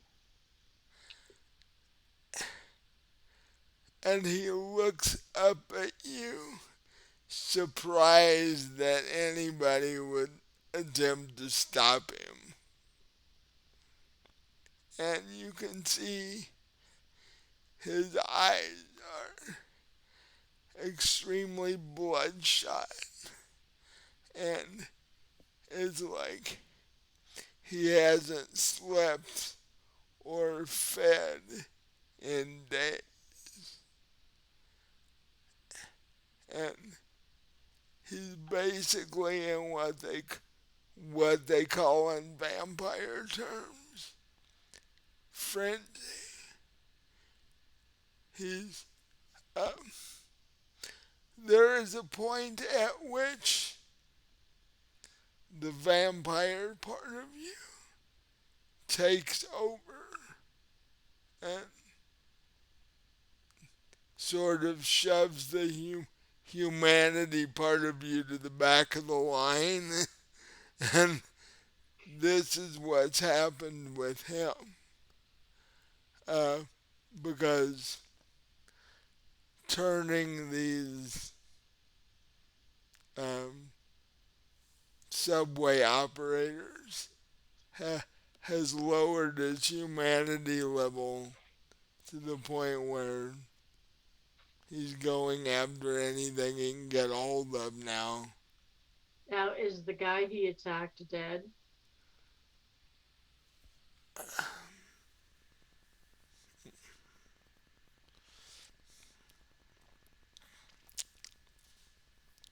Let me check.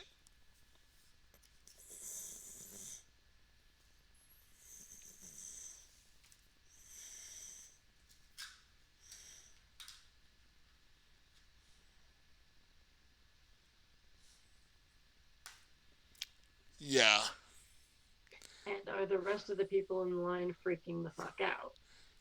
yeah, that's pretty much a given. It's like, because this dude's bleeding out all Right. over the Okay. parking lot. So I'm gonna tell Dexter to let the rest of the people in the club get them in as quickly as he can. Just get them all inside. He does so, um, and Tanner ba- walks up behind this gangrel and just grabs him by the head and picks him up off of this guy. But it's too late. This half of this dude's throat is missing. His what's left of the blood in him has spilled out onto the parking lot. Um, and Tanner basically he has him like a foot off the ground. He just picked him up by the sides of his head and lifted him. and he's squeezing the side of his both sides of his head,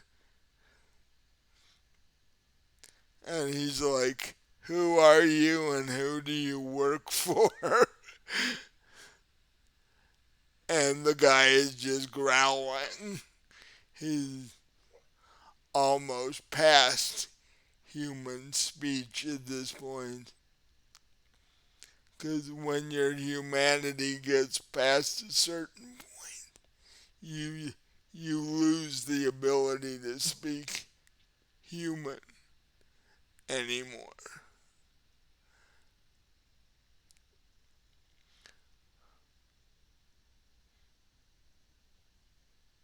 And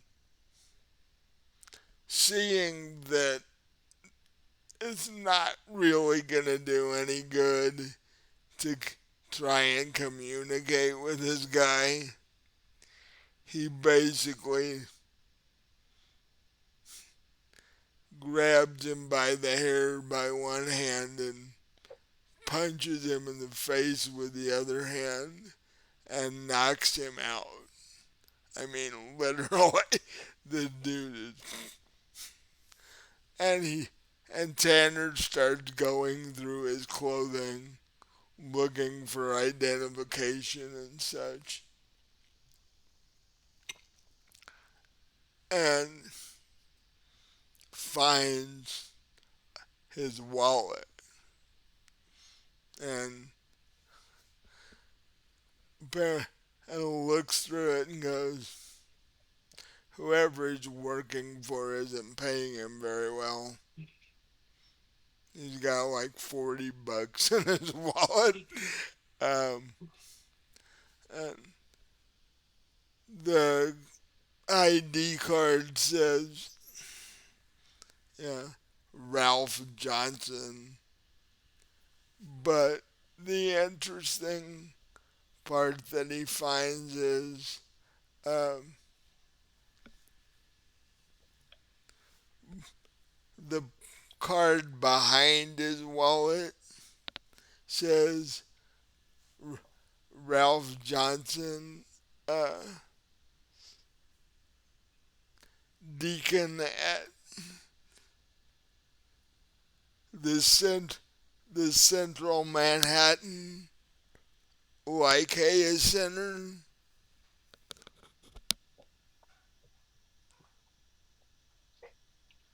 And upon finding that, Tanner's like, "Okay, this is getting weird.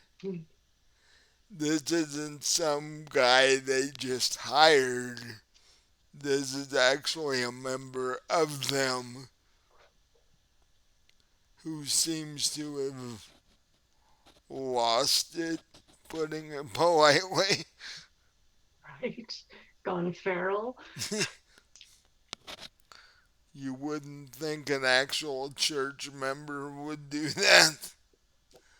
Um, One that is actually like almost clergy. So there's definitely something odd going on here.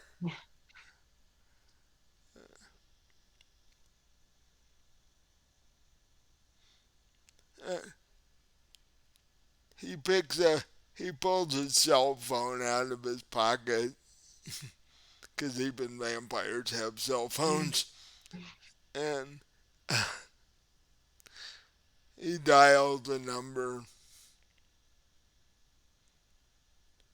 and says, "Hello, this is Tanner Garrett. I need a cleanup crew at whatever the address of the club is."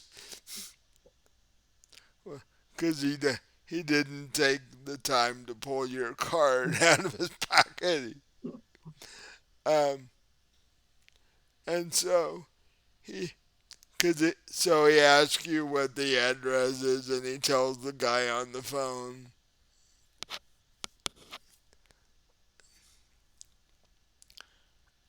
And he's like, "Okay, you say you'll be here in 10 minutes. I'll wait out front of the club for you. And hangs up. He says, oh, by the way, if it's ever necessary, and then he gives you the number he just called. Okay. This is what we call our cleanup crew. They take care of messy situations. Does stuff like this happen a lot? Not specifically like this, but they can also say a human identified you. They they have ways of taking care of that sort of thing too. Oh, that would have come in handy back in Maine. Really, Yeah. I suppose there's a story there.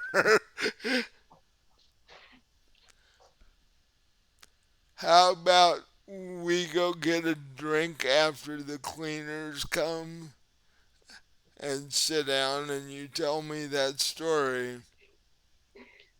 Okay. Could do that. Always good to know the backgrounds of our people. So, exactly 10 minutes after he hangs up the call, this literal, it looks like like a, cleaning truck. The white panel van, the whole thing. Right. And two guys in three-piece suits get out of the panel van, walk up to Taylor. Yeah, you hear him. He points to the guy who's like unconscious, and then he points to the guy that's like half there. You hear him giving instructions and such. They start they go back to the van and get bags and clean up stuff and yeah, looks like your standard industrial cleanup thing. Uh, Except one of them has odd looking handcuffs which you've never seen before. And So I should go in and try to calm like my clientele down yeah, because they're probably kind of upset right now. and the, and Tanner walks in behind you. And when you get there, you see Natalie and Dexter already, trying to chill the people out. Natalie calls you over to the bar for a second and goes, do we have enough alcohol to give free drinks? Because that, that might, Probably a good. Yeah, I was going to suggest that. But first, I'm going to try to I'll turn the music down just temporarily and try to get like people's attention. And I'm going to explain to them that what happened outside was just, some psychopath who was obviously on drugs. And, that kind of thing doesn't typically happen in my club. And it wasn't something I could have foreseen. And I'm, you know, but it has been taken care of. He's been arrested. So, guys don't need to worry.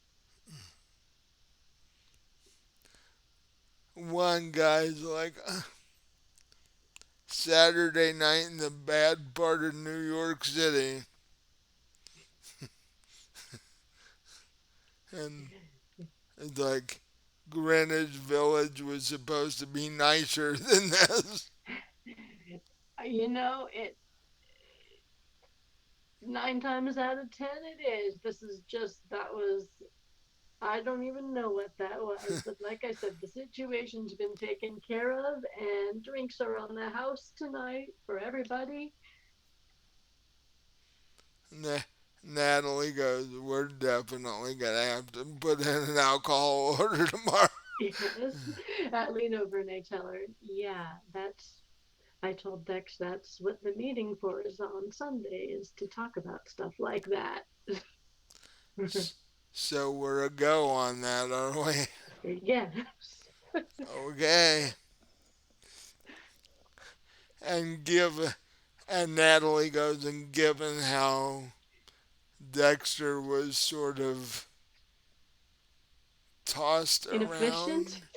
around, uh, he might not be as against this as he might have been before. And then she thinks for a second, goes, could you see a guy Dexter's size who's Tanner is actually bigger than Dexter, but she goes, can you see a guy Dexter's size with vampire strength? Well, might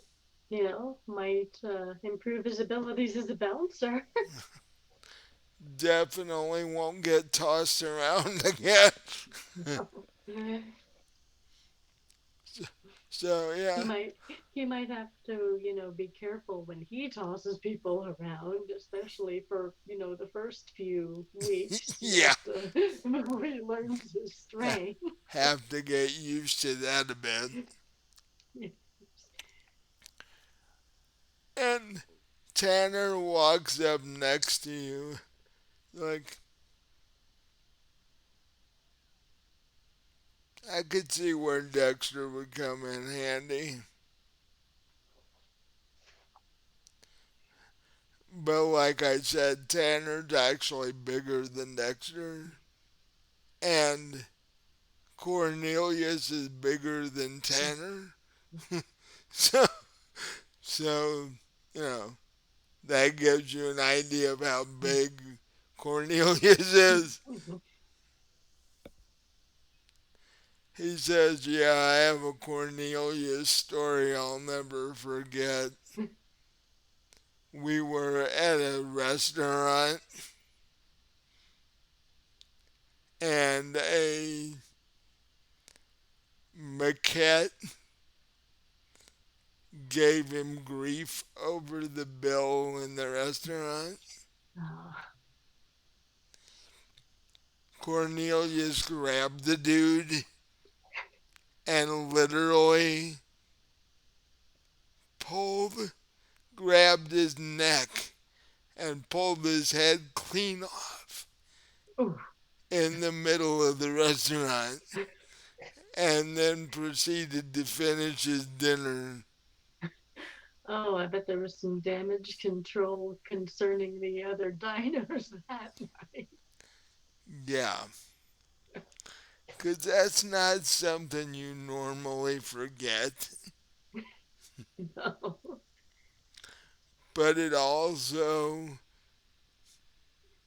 sent a fairly solid message to the other kindred in the restaurant, as you might expect.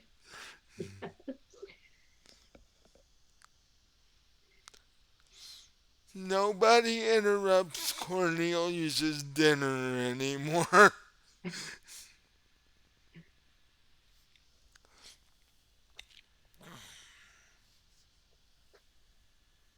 I would hate to have been the cleaning crew for that one. But um, why don't you get those drinks and tell me your story? Okay, so I ask Nat for a couple of those Bloody Marys. By the way, he uh when you do that, he turned his head and goes, "By the way, you do a good job with those.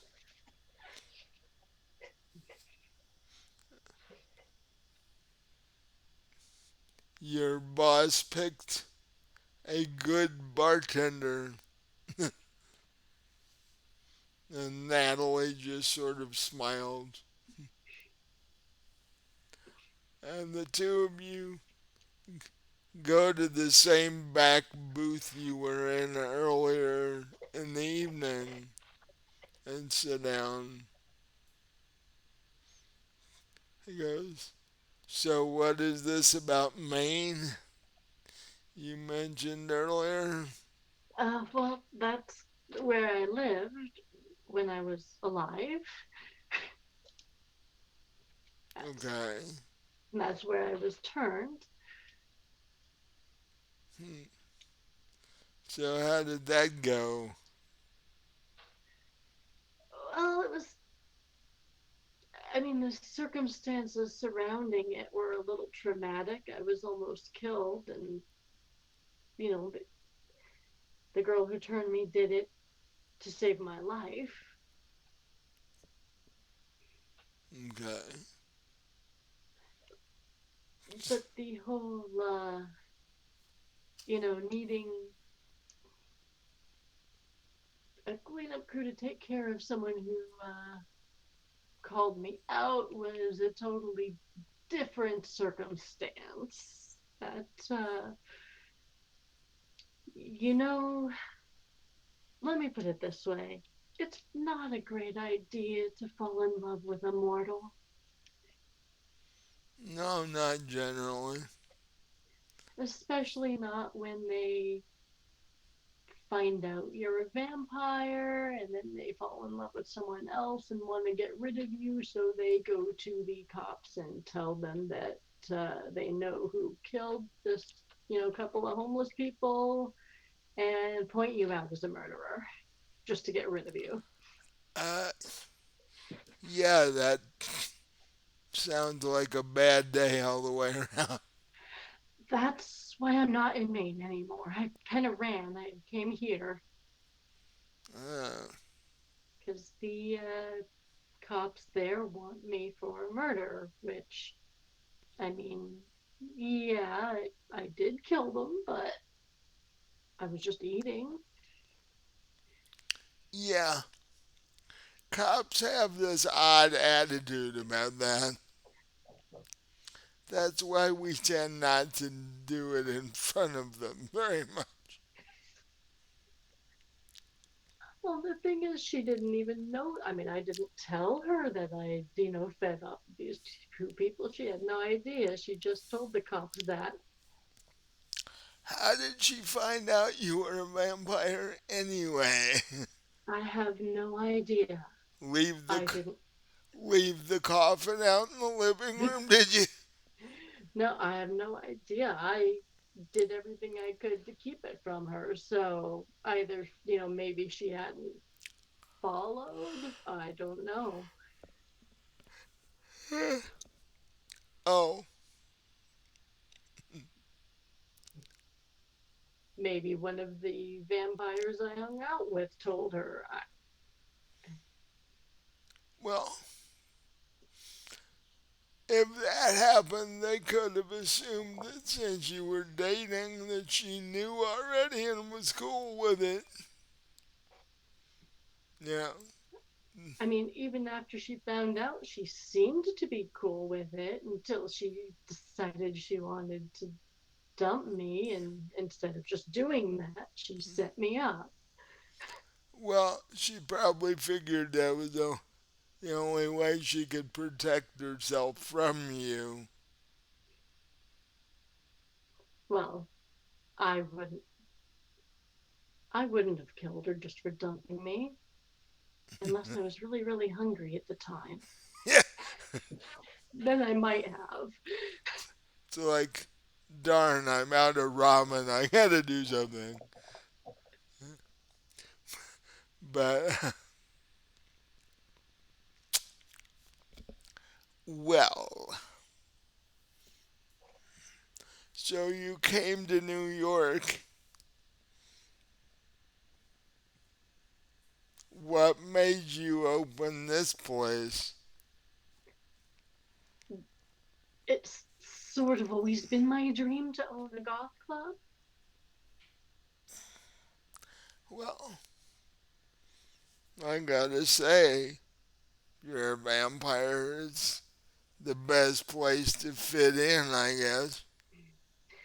Well, that's what I figured, even if, you know, my patrons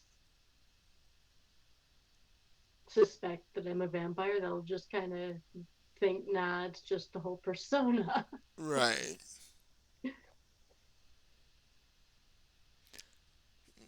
I will say I don't think it'd be good for business if suddenly there was a lot of extra vampires in the area, if you get my drift. Yeah, no. Uh, But,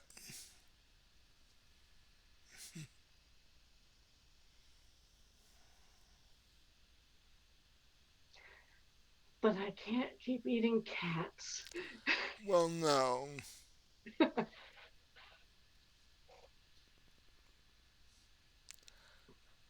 Have I you, mean, for one thing, do you know how little blood there is in those things?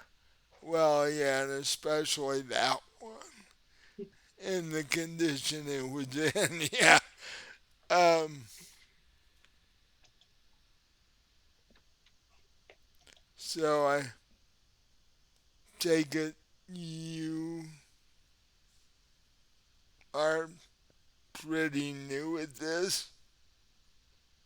The whole fangy thing? Yeah. Yeah, I've been a vampire about 5.5 years. So, And, in all, pretty new, I guess. That would make me what, like 5 years old? and vampire years, yes. That's what I meant. Um, after you were turned, were you taught much of anything?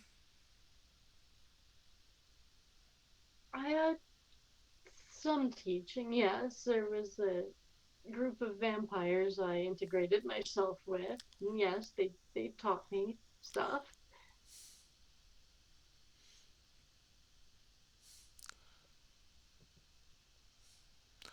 How,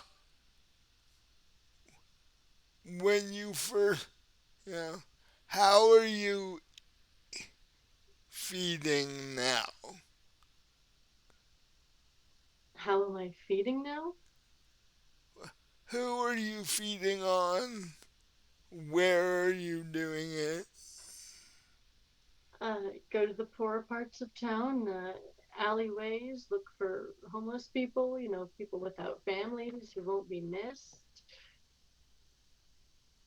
Uh, yeah. That's how most new vampires feed until you get a established feeding ground and or a group of people that will let you feed on them. I mean, I suppose ones that work graveyard in the hospital have it pretty good. They could just, go to the storage.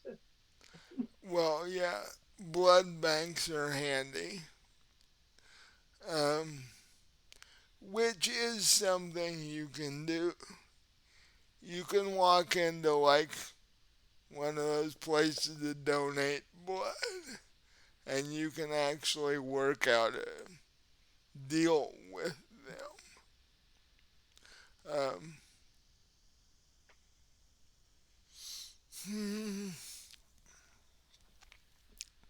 Or if you wanted to be really sneaky, you could dress as a transport driver and steal their truck. And, you yeah. know, Well, we want you to feed. We don't want you to be committing crimes while you're doing it.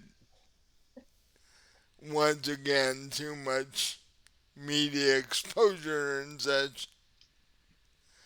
So, um,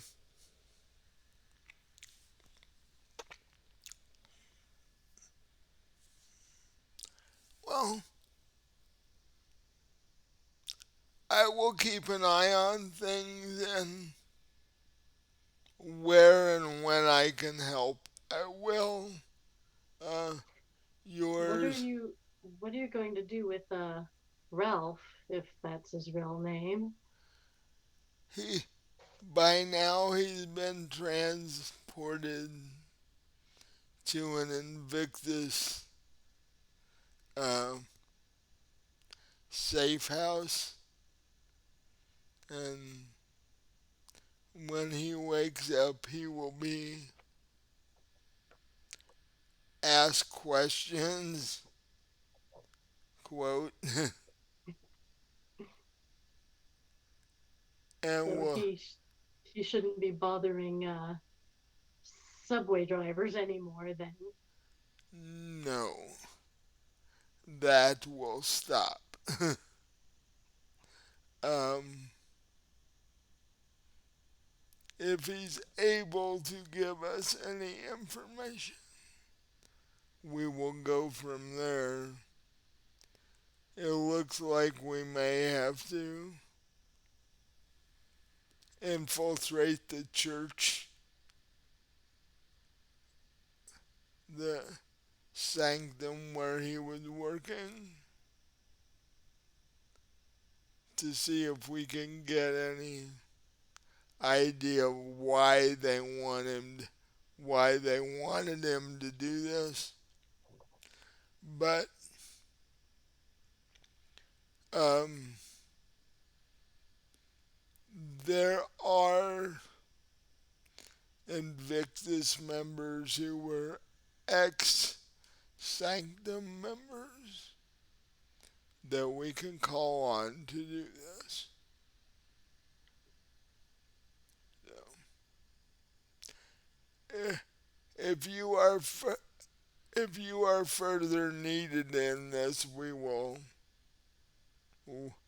Well, I will let you know. All right, I'll help out any way I can. Um,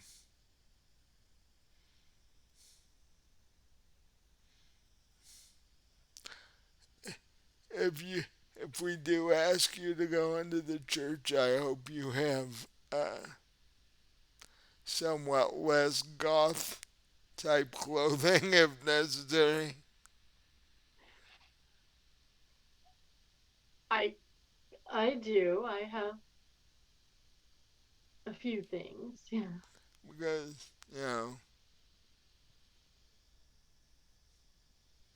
although I've seen some weird things walk into churches, so I don't know. But, I could always purchase whatever I need as long as there's shops open late enough at night. yeah. Oh, in New York. He's like in New York, there's always something open. I don't do a lot of walking around during the day. Well, no, neither do I. Although I do have blackout shades on my office if necessary.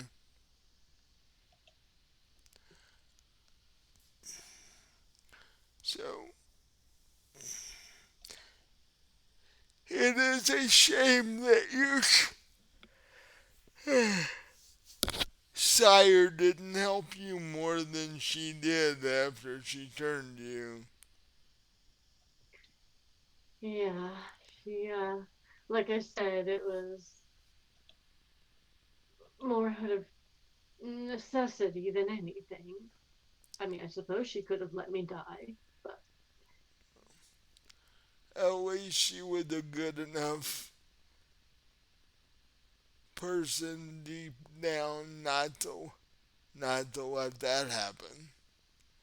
Um, but it is we're having a problem with vampires who turn humans and then just walk away from them. Mhm. And that's not a good thing. No. So, if you do proceed with your thought of turning your bouncer friend, I know you're new, but he's gonna be even newer than you are. So, Right. Well, and he'll have both Nat and me. So. yeah.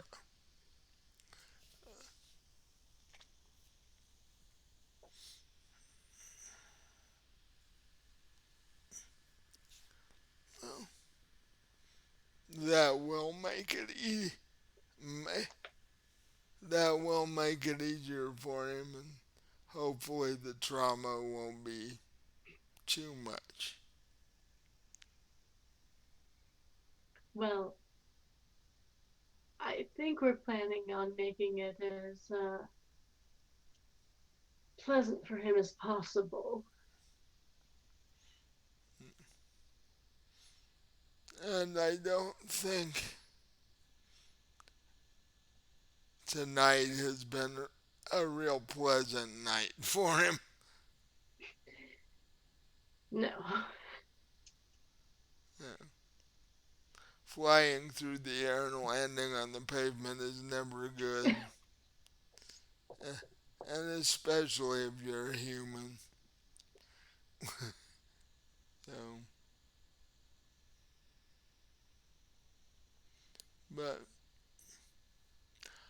I actually have other matters to attend to connected with this. I now have to fill out a cleaner report. So, uh, he stands up and shakes your hand again and says, "You did a good job with this. Um, like I said, if we need you again, I will get in touch. Just in general,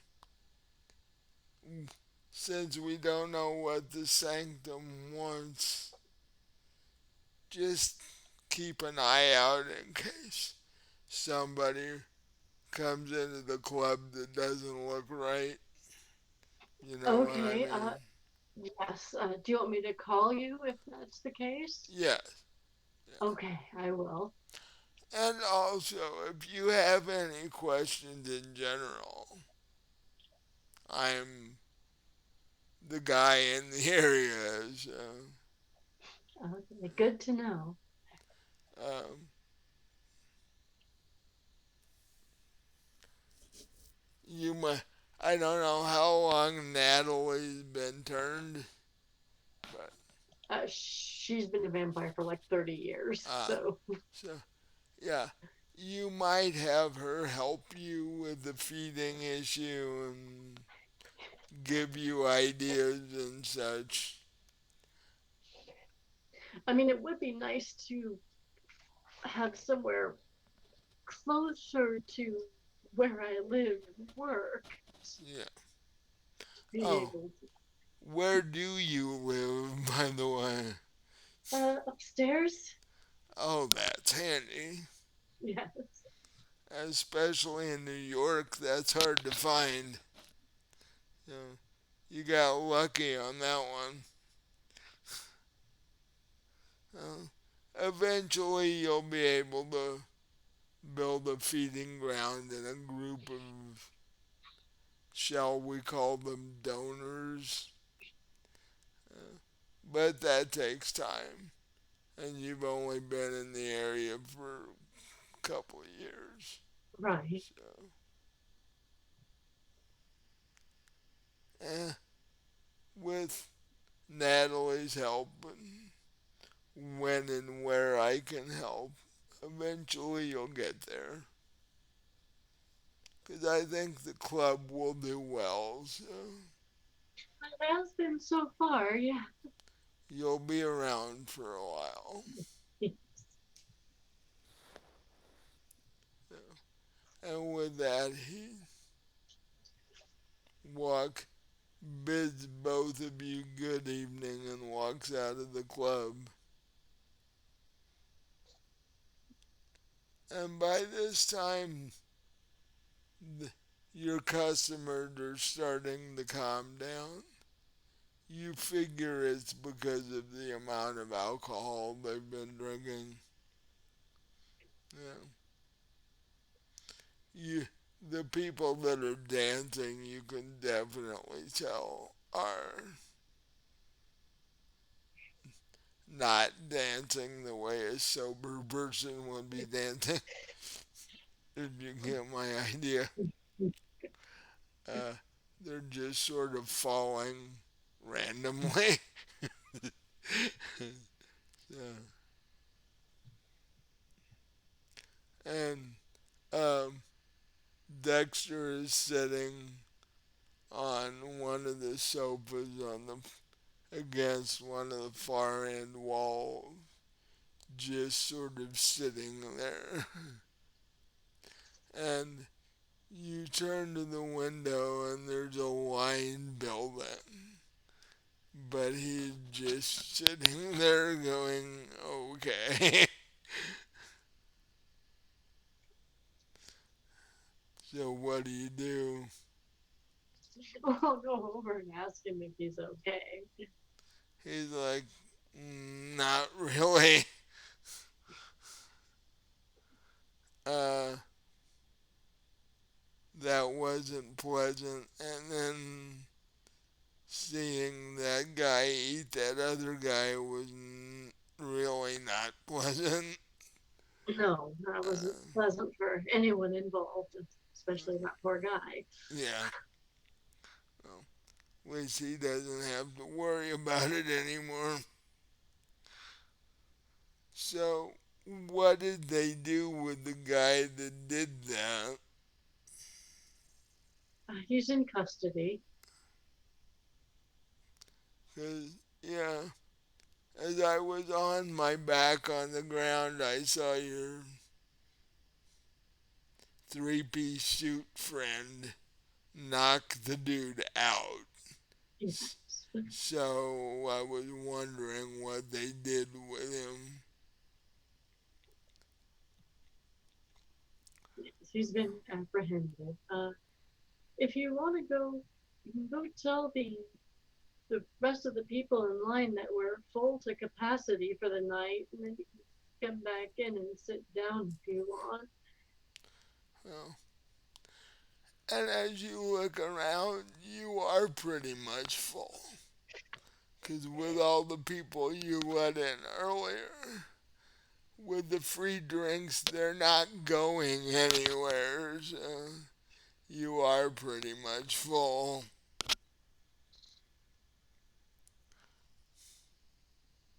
He says, I'll go tell them that we're full and they're probably not going to get in tonight. And then I'm going to come back in and have a drink myself. Um, and he goes, stands up and goes to the door. And you hear much grumbling a couple minutes later because 30 people wanted in the door and you're full. And he comes back in, goes up to the bar, says something to Natalie, and she pours him a drink.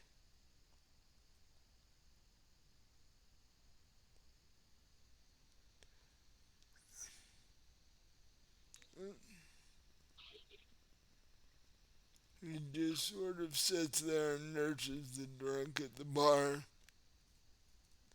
goes, "This is the weirdest night I've ever had." And I sort of make eye contact with Natalie over his head, and I'm like, yeah, so far. Yeah, and she's like, she nods. It's like,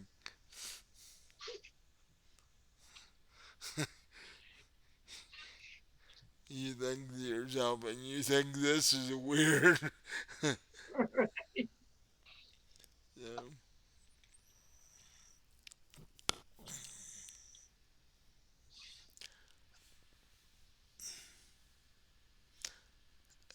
So the rest of the night goes by fairly smoothly. Dexter goes home about 3:30 in the morning, and Natalie starts closing the club down as the very first rays of sunrise start to lighten the sky. And, and you're trying to decide whether you want to invite Natalie over or upstairs or not. What at what level is your guys' relationship at right now? Well, we've slept together. Which is really hard in a coffin that's basically big Right. You big have to just, enough for you know, one person, soon. considering she's bigger than you. Yeah. Uh,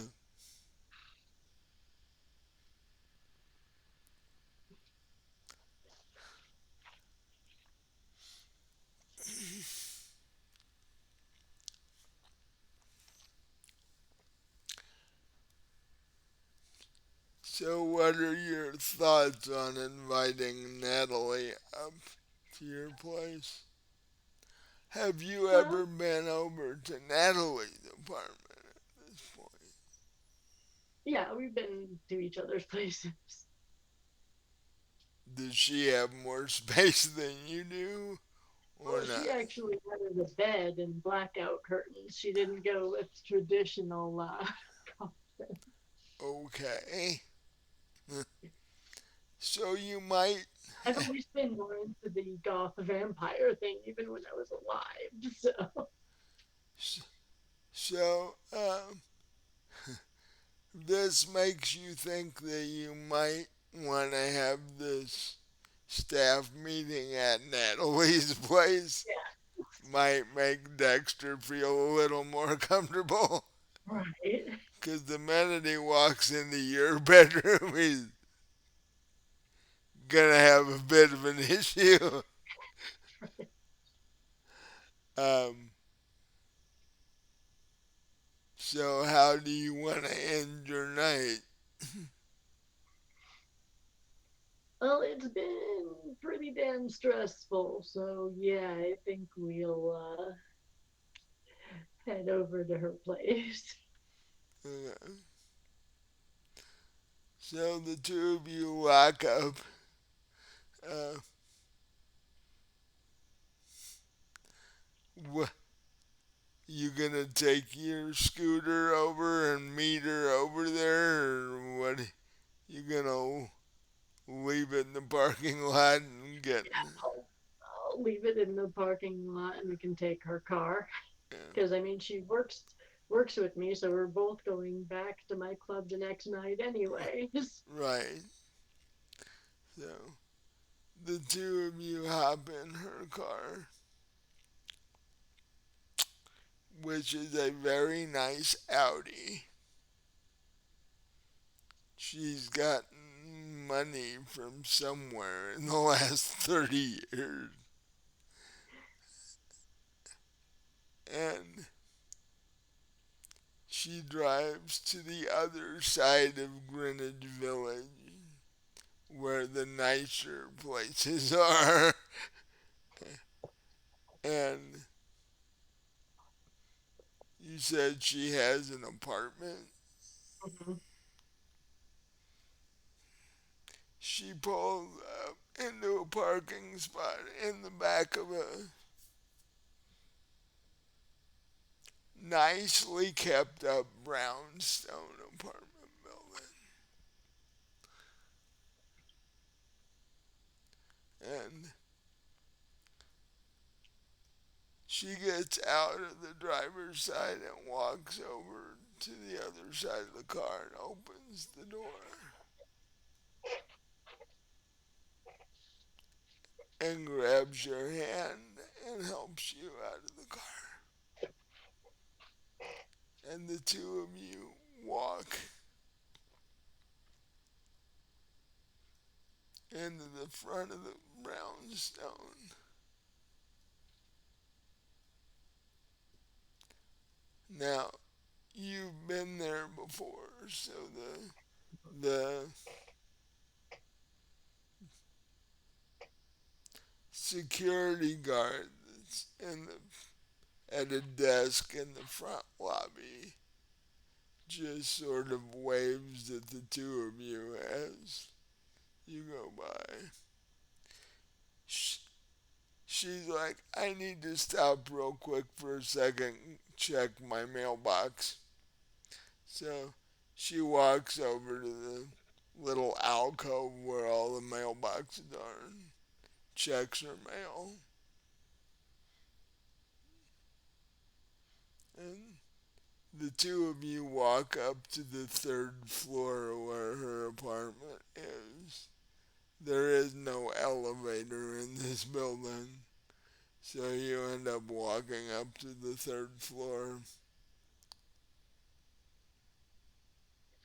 and you get to 305 and she puts a key in and opens the door.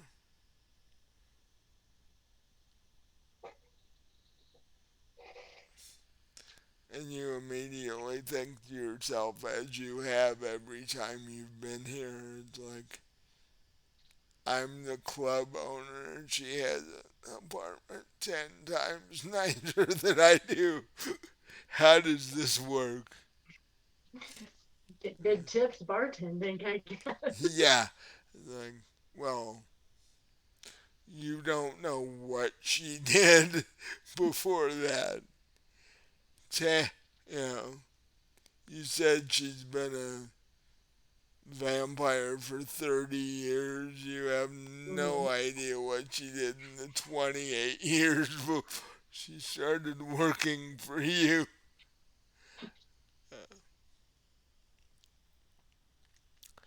And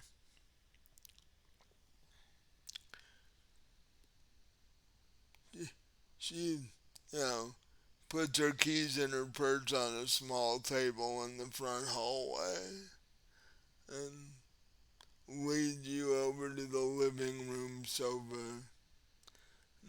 Her living room looks like a human living room. Furniture everywhere. 70-inch TV on the wall.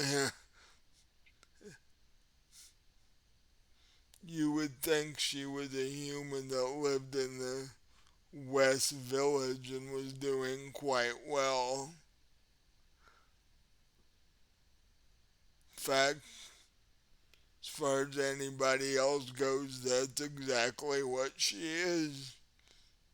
The only two that know, well, three that know differently at this point are you, Tanner, and uh, forgot the bouncer's name momentarily, Dexter. Dexter. Yeah, when I hear that name, I immediately don't think of a bouncer in a goth club. But, that's just me. Uh, so, You plop down on the sofa next to her. What happens after that? Well, how close is it to sunrise? Eh, probably took you 20 minutes to a half an hour to get across. It's approaching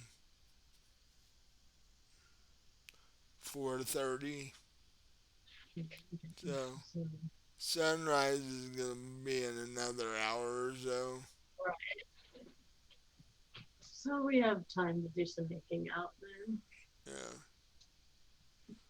so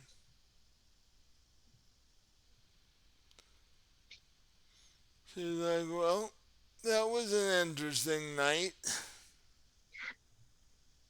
I'm just glad that those humans calmed down considerably because I was afraid that was going to be a big mess. Yeah,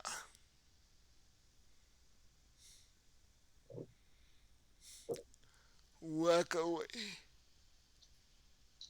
Tanner was able to come and pick up the guy and clean up the mess he made. Yes, and I hate to say it, but at least he only got one person. I mean, can you imagine what would have happened if he'd attacked multiple people in line? Or if he'd gotten into the club and Uh, then just lost it in the middle of the club. yeah, that I'm not sure I would have been able to stay open after something like that. No, that that would have been way too much bad press. Yeah,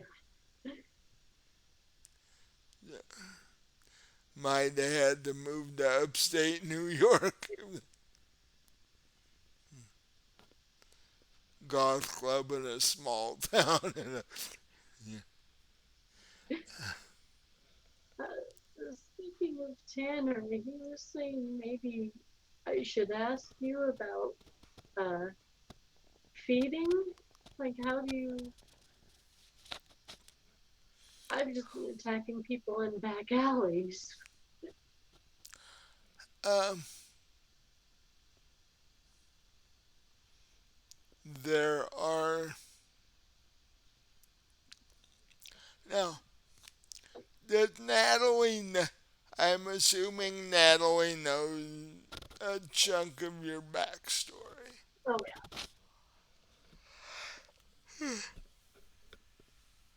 Excuse me. She goes, well,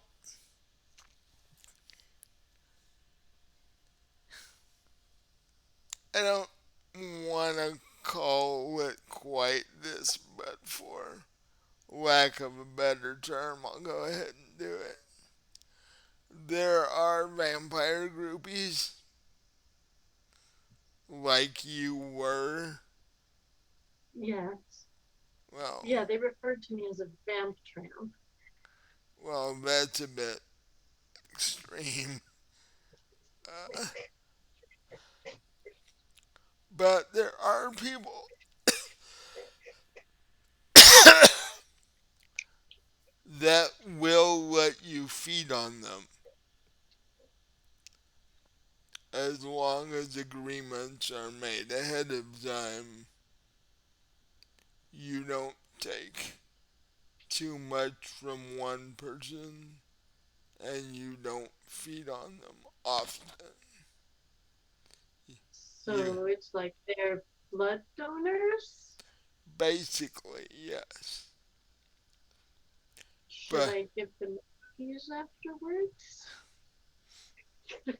I could. um, they want to be part of the vampire community, but they don't want to go, shall we say, whole hog, to use a human term. but they think it's cool that they're able to do this, and you know, they they see themselves as part of our community, and over time you do get to be friends with them because I've been doing it for quite a while now, and How I, do you I find these people? well, used to be kind of random. These days there are organized clubs of them. Um,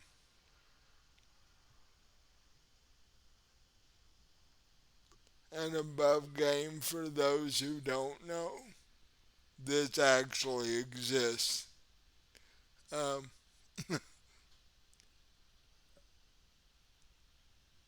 I can enter, take you to one of their groups and introduce you around a bit. Okay.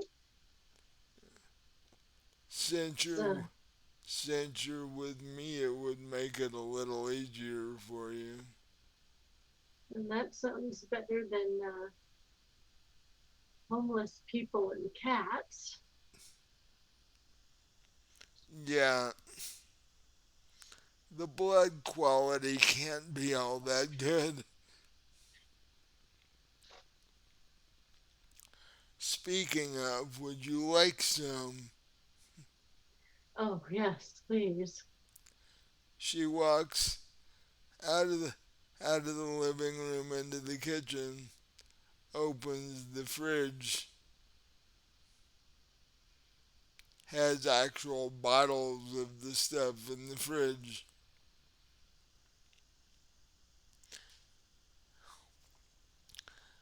brings a bottle and basically two wine glasses, sets them on the table, fills the two wine glasses, and goes, "Here, take, drink as much as you like. We can finish this bottle if you prefer." Thank you.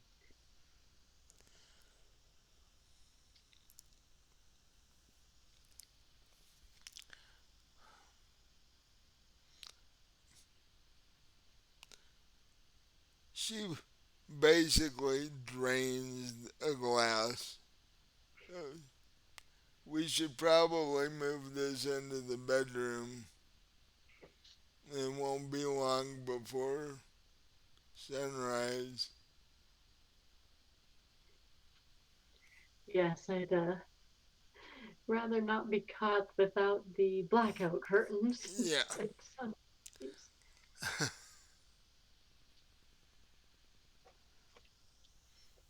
In fact, you should think about getting those for your apartment above the club. In fact, I had a thought. I don't know how you'll react to this.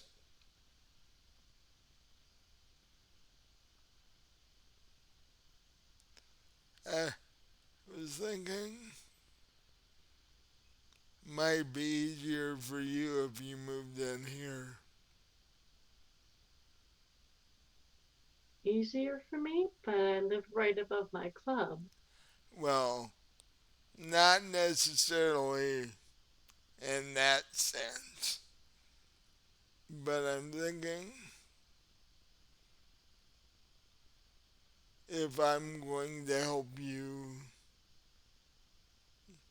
you know, learn to feed and do the things Oh, that you need to do, plus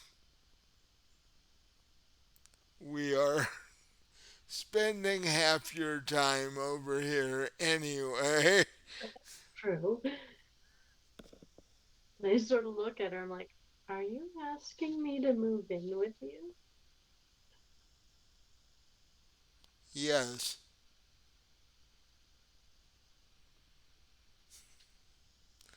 That sounds great. So, I don't think we should do it until after we take care of Dex. One thing at a time. Yeah. I wanted to talk to you about that.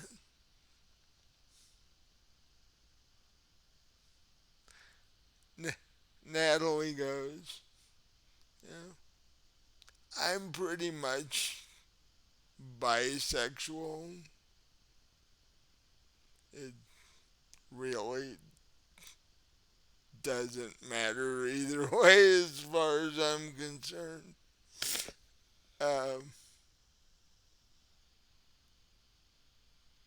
is that a problem for you? I've known that since we met.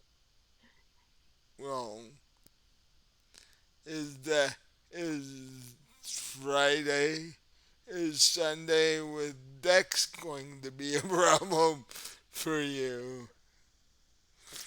I can take one for the team. I don't know.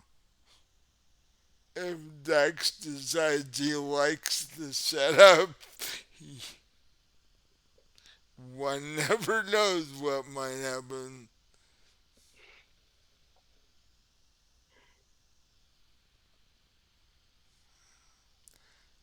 But I guess we can deal with that once we see what his reaction is to the whole thing. Right. He may actually quit and want to have nothing to do with us after we. Run away. Yeah. Which would be unfortunate for him because we're going to need to teach him stuff.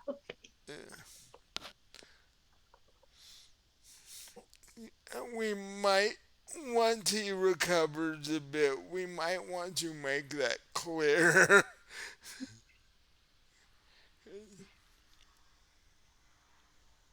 Because at least for a while, he's sort of stuck where he is for various reasons. So let us hope he actually doesn't freak out.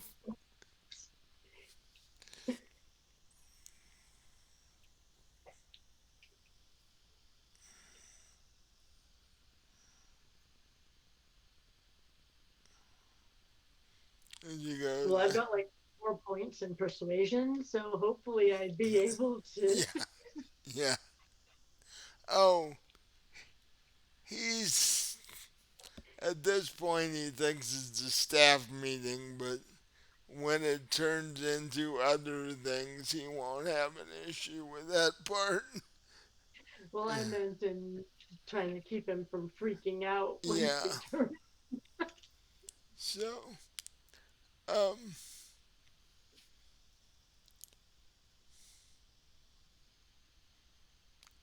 and And I tell Natalie, I'm like, when it comes to it, I can always take my cues from you.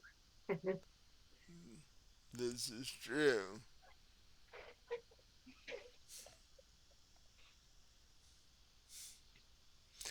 Just, don't want you freaking out with the fact that we're dating and then you see me having sex with a guy. It's, you know, even though it is Dexter and we both know who he is, uh, yeah, some girls get all jealous about that.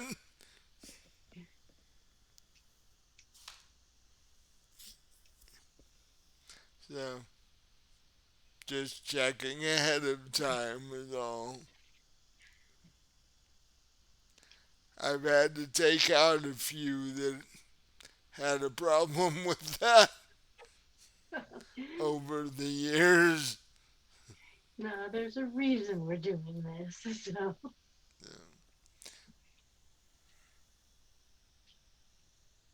I don't know. Your Tanner friend doesn't look too bad either as far as that goes. Which he doesn't, by the way. He's quite built and quite handsome for a vampire. Yeah. And dressed in his leather gear.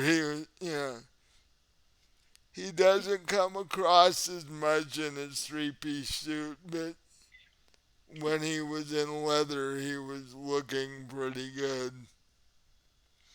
If the night had turned out differently, he may have had a girl or two hanging on him by the time the night was over. Yeah. Which is what he was thinking. So right. he's like, I'm not against hanging out at this club again. Like, just as long as we don't have that crap happen. so, so Natalie, at that point, takes your glass and sets it on the nightstand next to the bed and goes, I think I have other things in mind for my new roommate.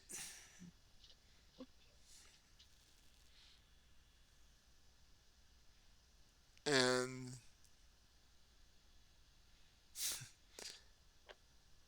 you spend the next,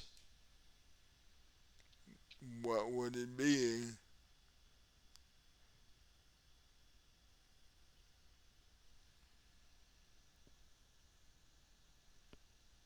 8, 9 hours just sort of being together in various ways.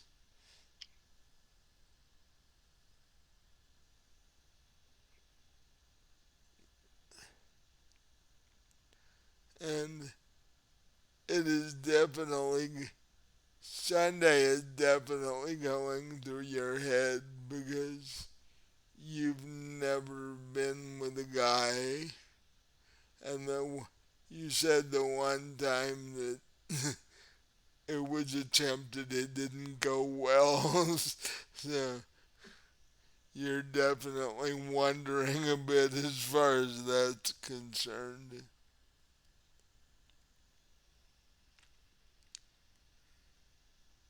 And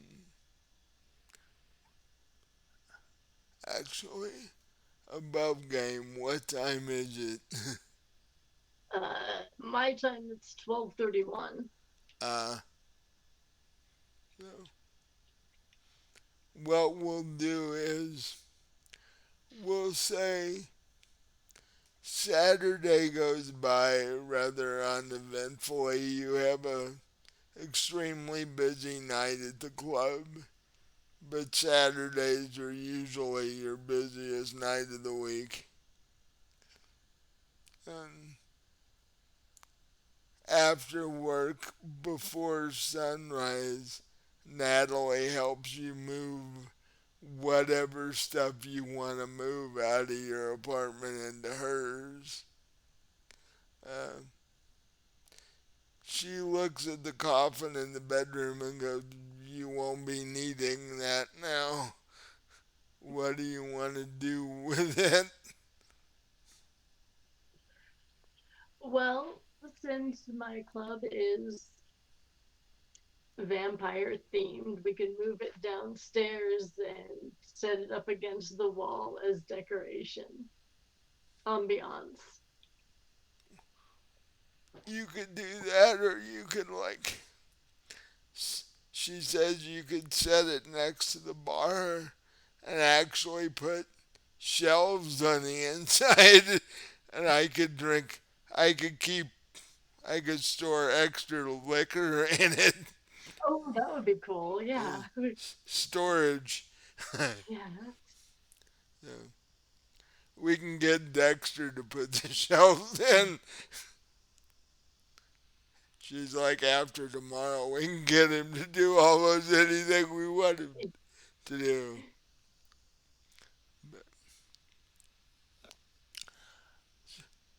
So Saturday goes by.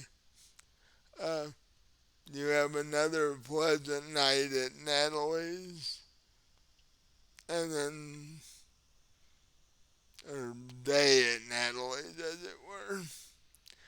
And then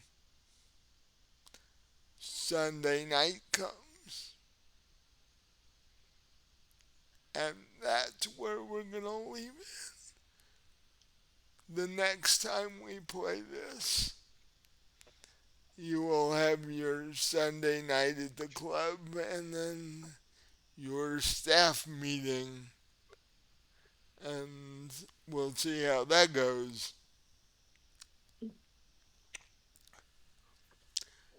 So, did you have fun? Yeah, that was fun.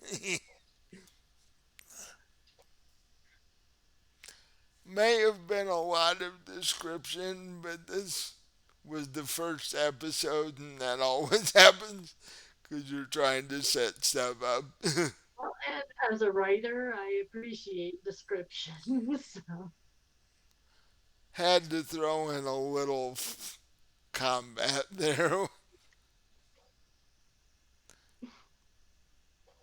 And you are nowhere near done with what that's all about.